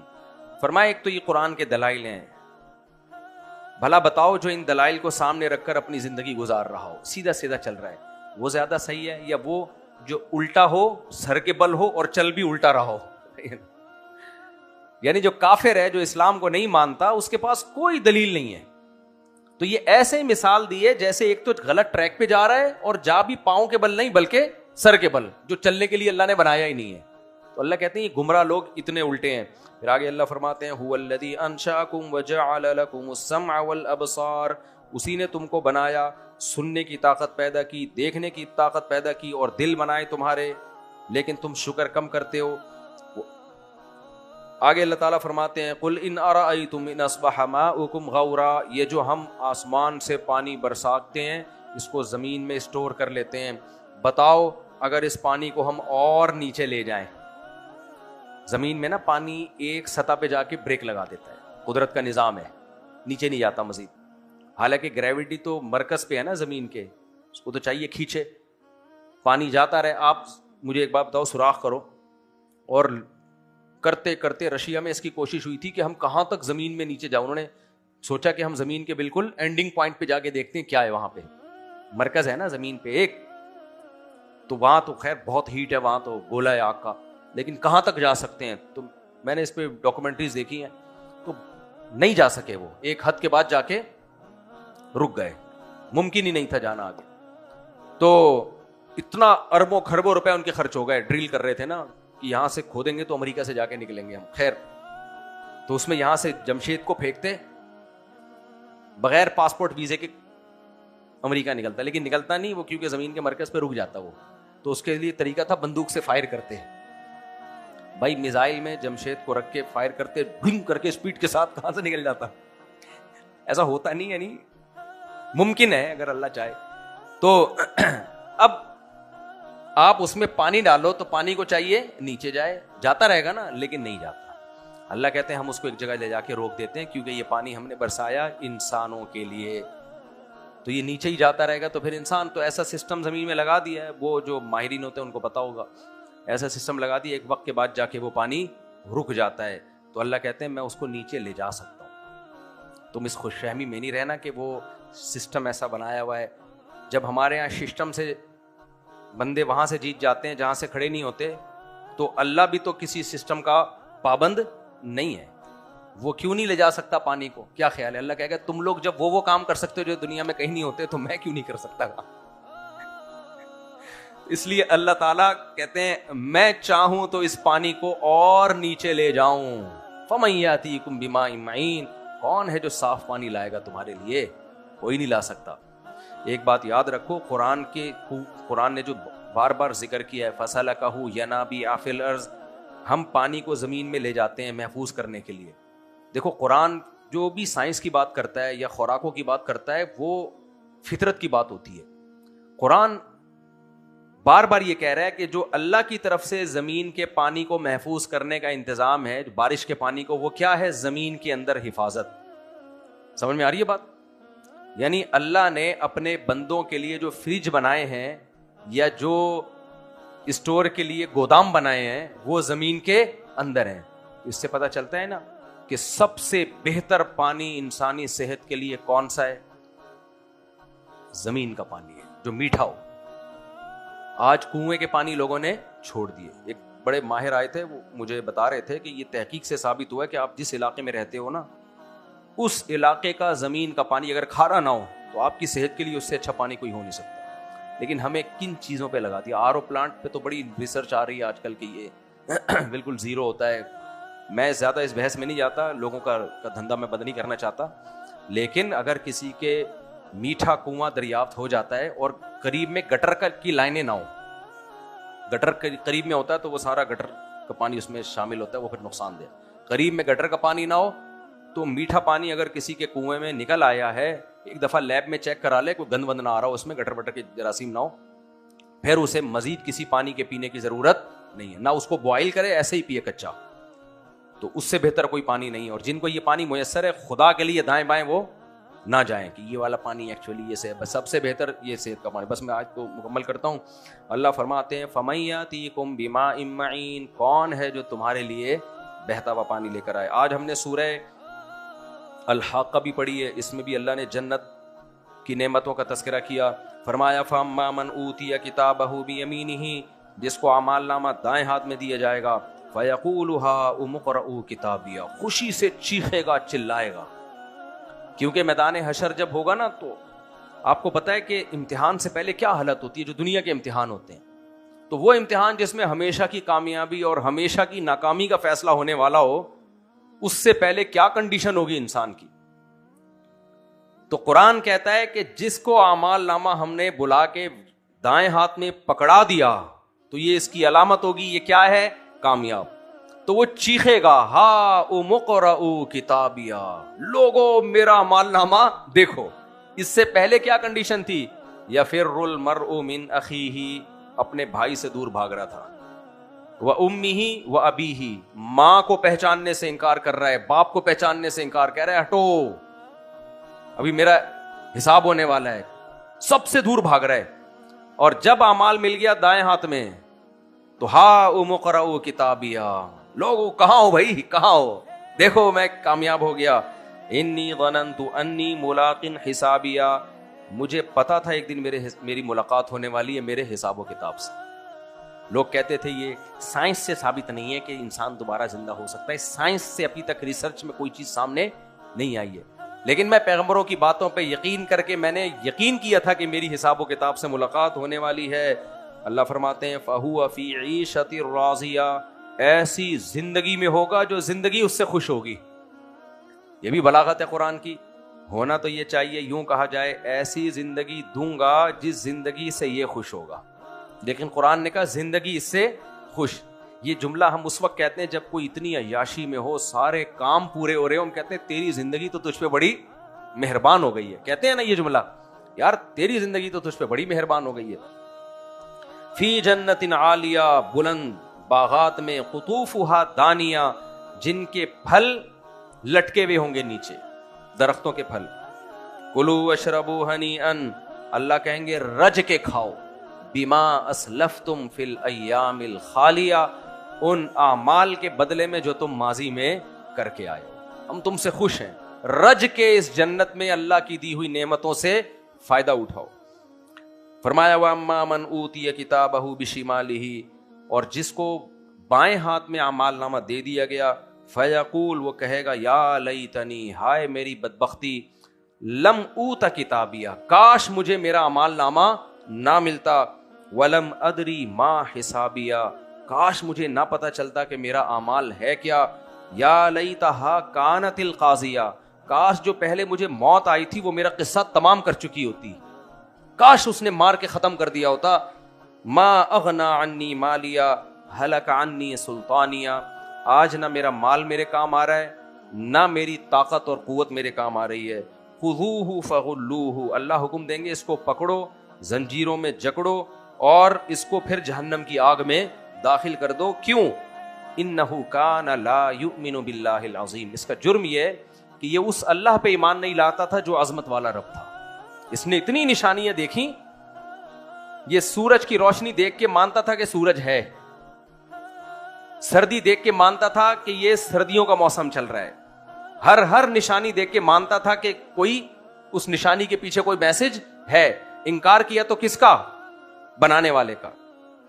فرمایا والا یحض علی طعام المسکین, اور ایمان پر جو خیریں مرتب ہوتی ہیں وہ خیریں بھی اس میں نہیں تھی. جب بھی کوئی ایمان لاتا ہے نا اللہ پر تو اس پہ بڑی خیریں مرتب ہوتی ہیں. اس خیر میں کیا ہے؟ اللہ کی مخلوق کا خیال کرنا. اس کو پتا ہے بھائی اللہ مجھ سے مخلوق کے بارے میں بھی سوال کرے گا. دیکھو باپ کو آپ باپ مانتے ہو تو اس کے دوسرے بچوں کو بھائی بھی مانو گے نا, کیا خیال ہے؟ پھر ان کا خیال بھی کرو گے یار میرا بھائی ہے, میری بہن ہے. کیوں؟ پہلے باپ کو باپ ماننا پڑے گا, اس کے بعد یہ رشتے خود بخود وجود میں آئیں گے. تو جو خدا کو اللہ مانتے ہیں تو وہ مانتے ہیں کہ مخلوق ہونے میں ہم سب کیا ہیں؟ اس اللہ کی مخلوق ہونے میں ہم سب برابر ہیں.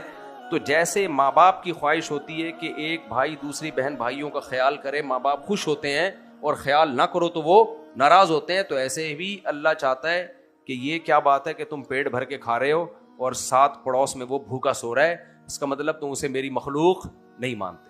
تو ایمان پر جو خیر مرتب ہوتی ہے وہ کیا ہے؟ مخلوق کا خیال کرنا, اور مخلوق کی بنیادی ضرورت ہے خوراک. اس لیے قرآن اس کا تذکرہ کرتا ہے زیادہ. میں کئی بار یہ بات بیان کر چکا ہوں کہ قرآن جزیات کے ضمن میں اصول بیان کرتا ہے. جیسے قرآن بیان کر رہا ہے کہ کھانا کھلاتے ہیں تو یہ جزیہ ہے, اصل مقصد کیا ہے؟ ضرورتیں پوری کرتے ہیں. تو کھانا بھی ہو سکتا ہے, علاج بھی ہو سکتا ہے, کچھ بھی ہو سکتا ہے. اس لیے اللہ فرماتے ہیں اس کا جرم یہ ہے کہ یہ اللہ پر ایمان نہیں لاتا تھا. ولا یحض علی طعام المسکین, اور مسکینوں کو کھانا کھلانے کی ترغیب نہیں دیتا تھا. وہ ترغیب جس کی بنیاد اللہ کی رضا ہو. کافر ترغیب دیتا ہے مگر اس بیس پہ نہیں کہ اللہ کو خوش کرنا ہے, وہ اللہ کے رشتے کو مانتا ہی نہیں ہے. وہ کہتے ہیں انسانیت کا آپس میں رشتہ ہے, بس خدا سے کوئی وہ نہیں ہے. تو یہ ترغیب نہیں دیتے تھے. فَلَيْسَ لَهُ الْيَوْمَ هَاهُنَا حَمِيمٌ, اللہ کہتے ہیں جیسے تم نے دنیا میں خیال نہیں کیا, آج تمہارا بھی کوئی خیال نہیں کرے گا. حدیث میں آتا ہے نبی صلی اللہ علیہ وسلم نے فرمایا قیامت کے دن اللہ تعالیٰ کہیں گے کہاں ہیں وہ لوگ, میں بھوکا تھا تو انہوں نے مجھے کھلایا, میں پیاسا تھا تو انہوں نے مجھے پلایا, میں بے لباس تھا انہوں نے مجھے لباس پہنایا. تو لوگ کہیں گے اے اللہ تو بھوکا کیسے ہو سکتا ہے, تو پیاسا کیسے ہو سکتا ہے. تو اللہ کہے گا میری مخلوق میں کتنے لوگ بھوکے تھے, تو جنہوں نے ان کو کھلایا ایسے جیسے مجھے کھلایا, ان کو پلایا ایسے ہے جیسے مجھے پلایا. تو آج جنہوں نے ان کو بھوک میں کھلایا آج میں بھی ان کو کھلاؤں گا, جنہوں نے ان کو پلایا آج میں بھی ان کی پیاس دور کروں گا. تو اس لیے اللہ اس کو اپنا مسئلہ سمجھتا ہے. سمجھ میں آ رہی ہے بات؟ یعنی اللہ کی مخلوق میں کوئی پریشان ہو تو اللہ اس کو اون کرتا ہے, اس پریشانی کو, کہتے ہیں یہ میری پریشانی ہے. تو ہم جو کسی غریب مسکین کا خیال کرتے ہیں غریب کے لیے نہیں کر رہے ہوتے, ہم کس کے لیے کر رہے ہوتے ہیں؟ اللہ کے لیے کر رہے ہوتے ہیں. فرمایا والا طعام الا من غسلین لا یاکلہ الا الخاطئون, کڑوا درخت اور زقوم اور اس طرح کی چیزیں ان کو کھانے کو ملیں گی, اور پیپ جو زخموں کی پیپ ہوتی ہے, اللہ بچائے ہم سب کو. بس یہ میں جلدی سے مکمل کر لوں کیونکہ کل بس آخری بیان ہوگا, اس کے بعد پھر بیانات کی چھٹی. فرمایا فلا اقسم بما تبصرون وما لا تبصرون انه لقول رسول کریم, یہ پیغام جبریل لے کر آتے ہیں نبی پر. وما هو بقول شاعر, یہ کسی شاعر کا کلام نہیں ہے. مشرکین جب دیکھتے تھے کہتے تو شاعری کر رہے ہیں, کہا یہ شاعر کا کلام نہیں ہے. قلیلا ما تؤمنون, تم بہت کم ایمان لے کر آتے ہو. آگے اللہ فرماتے ہیں ولو تقول علینا بعض الاقاویل. بس یہ آیت کر کے میں درس کو ختم کر رہا ہوں. یہ جو کلام نازل ہو رہا ہے نا محمد صلی اللہ علیہ وسلم پہ, اور تم کہہ رہے ہو انہوں نے خود سے گھڑ لیا ہے, پورا قرآن تو دور کی بات, اگر یہ ایک آیت یا آدھی آیت بھی اپنی طرف سے پیش کر دیتے, آدھی آیت بھی, یعنی کلام وہ نبی کا ہوتا اور منسوب کر دیتے اللہ کا کلام ہے, تو لأخذنا منہ بالیمین, ہم ان کو دائیں ہاتھ سے پکڑتے, اور ثم لقطعنا منہ الوتین, اور ان کی شہرک کاٹ ڈالتے. عرب میں یہ مقولہ تھا, کسی کو بالکل ہلاک کرنا ہو نا, پنپنے نہ دینا ہو, تو اس وقت یہ دھمکی دی جاتی تھی میں تجھے دائیں ہاتھ سے پکڑ کے تیری گردن اڑا دوں گا. دائیں ہاتھ سے پکڑنا کیونکہ طاقت اس ہاتھ میں ہوتی ہے تو بچاؤ نہیں کر سکتے. مطلب قرآن کا یہ ہے کہ محمد صلی اللہ علیہ وسلم اگر ایک حرف بھی ہماری طرف جھوٹ منسوب کرتے تو ہم ان کو پنپنے نہیں دیتے. یہاں اس آیت کا مطلب کیا ہے؟ دیکھو دو طرح کے لوگ ہوتے ہیں, میں ایک مثال سے سمجھاتا ہوں, بس بیان کو پھر میں ختم کر رہا ہوں.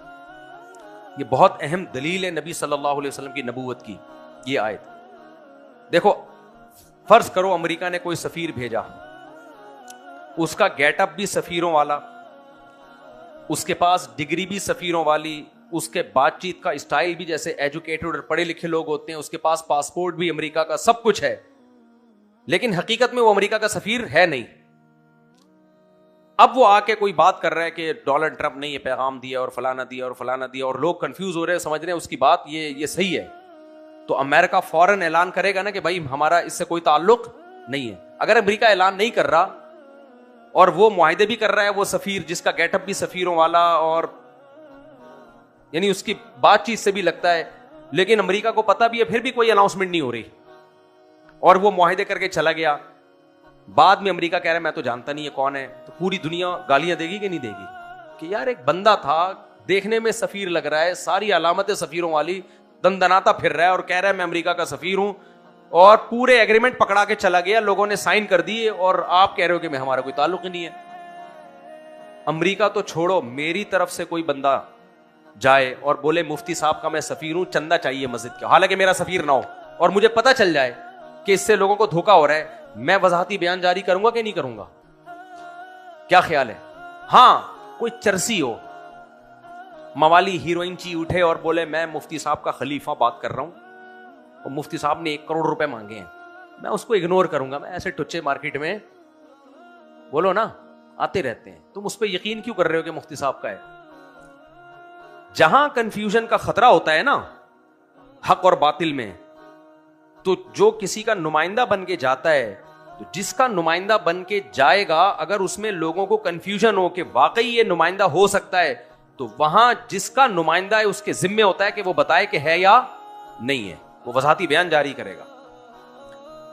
تو قرآن کی آیت کا مطلب یہ ہے کہ کسی کا گیٹ اپ, اس کی تعلیمات اور اس کے پاس معجزے ایسے ہوں جس سے لگ رہا ہو کہ یہ خدا کے پیغمبر ہو سکتے ہیں, ایسا شخص اگر حقیقت میں پیغمبر نہ ہو بالفرض اور وہ اللہ کی طرف منسوب کر دے, اللہ چھوڑے گا نہیں اس کو.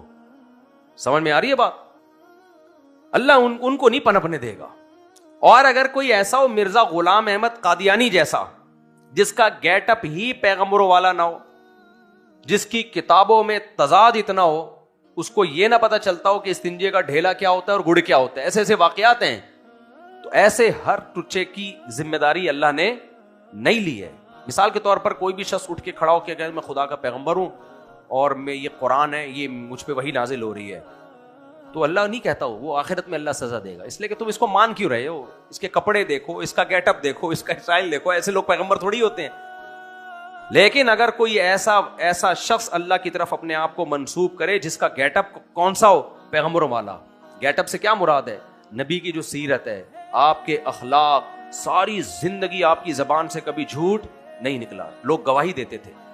آپ انگلی سے اشارہ کر رہے ہیں, چاند کے 2 ٹکڑے ہو رہے ہیں, آپ اپنی انگلیوں مبارک کو پانی میں ڈال رہے ہیں, چشمے ابلنا شروع ہو گئے, 1 پیالہ دودھ کا دیا جا رہا ہے اور 20 لوگ اس سے سیراب ہو رہے ہیں, ہانڈی سے کھانا نکالا جا رہا ہے, نکلتا جا رہا ہے, 20 لوگ سیراب. یہ سارے معجزے دیکھ رہے ہیں, اور پھر آپ کی تعلیمات میں توحید, نماز, زکوٰۃ, روزہ, غربا اور مساکین کو کھلانے کے احکامات, اتنے ساری علامتیں ہیں جس سے دیکھ کے لوگوں کو لگے کہ یہ واقعی پیغمبر ہیں. ایسا شخص اگر اللہ کہتے ہیں میری طرف پورا قرآن تو دور کی بات, 1 آیت بھی جھوٹی منسوب کرے گا تو لوگ سمجھیں گے واقعی یہ اللہ کا کلام ہے, میں سمجھنے نہیں دوں گا, میں دائیں ہاتھ پکڑ کے شہرک کاٹ ڈالوں گا. یہ قرآن نے بتا دیا کہ محمد صلی اللہ علیہ وسلم جیسی شخصیت, تم کہتے ہو کہ پورا قرآن جھوٹا ہے, 1 آیت جھوٹی نہیں پیش کر سکتے, کیونکہ اگر یہ پیش کریں گے اور میں ان کو معاذ اللہ سزا نہ دوں تو یہ میرے اوپر الزام ہے. یہ سمجھ میں آئی بات کہ نہیں آئی ہے؟ پھر یہ میرے اوپر الزام ہے, اور اسی وجہ سے اللہ کسی جھوٹے پیغمبر کو پنپنے نہیں دیتا. آج تک جتنے جھوٹے نبوت کے دعوے دار ہیں, کسی ایک کی بھی نبوت مارکیٹ میں چلی نہیں ہے. وہ ایسا پاگل ہوا ہے نا, ایسی ایسی باتیں کرتا ہے. علماء نے اس آیت کا مطلب لکھا ہے کہ اس کو اللہ پنپنے نہیں دیں گے. اب کوئی یہ کہے کہ مرزا غلام احمد قادیانی تو جھوٹا نبی تھا, کتنی آیتیں اللہ کی طرف منسوخ کی, تو پنپ گیا, تو کدھر پنپا ہے وہ آیا تھا کافروں سے مقابلہ کرنے کے لیے, اور اس کی خلافتیں چل کہاں رہی ہیں؟ برطانیہ میں, جو اسلامی خلافت کے ختم کرنے والے ہیں. تو یہ کیا پنپنا ہوا میرے بھائی؟ یہ ایسا ہی ہے کہ آپ جس شرک کو مٹانے کے لیے آئے تھے, انہی مشرکوں سے بھائی پیغمبر کی جو دعوت تھی اس میں بت پرستی کی مخالفت, اور مسیحیوں نے جو خدا حضرت عیسیٰ کو اللہ کا بیٹا کہا اس کی مخالفت. تو یہ کس کی گود میں جا کے بیٹھ گیا؟ برطانیہ کی. تو یہ پنپنے دیا اللہ تعالیٰ نے. اللہ نے بتا دیا کہ یہ دیکھو یہ ہے پیغمبر جو برطانیہ جو کرسچینٹی کا مرکز ہے, خلافت عثمانیہ کا گلا گھونٹنے والا ہے, جس سے ہمیشہ مسلمانوں کی جنگیں رہی ہیں. یہ تمہارے خلیفے کہاں چل رہے ہیں؟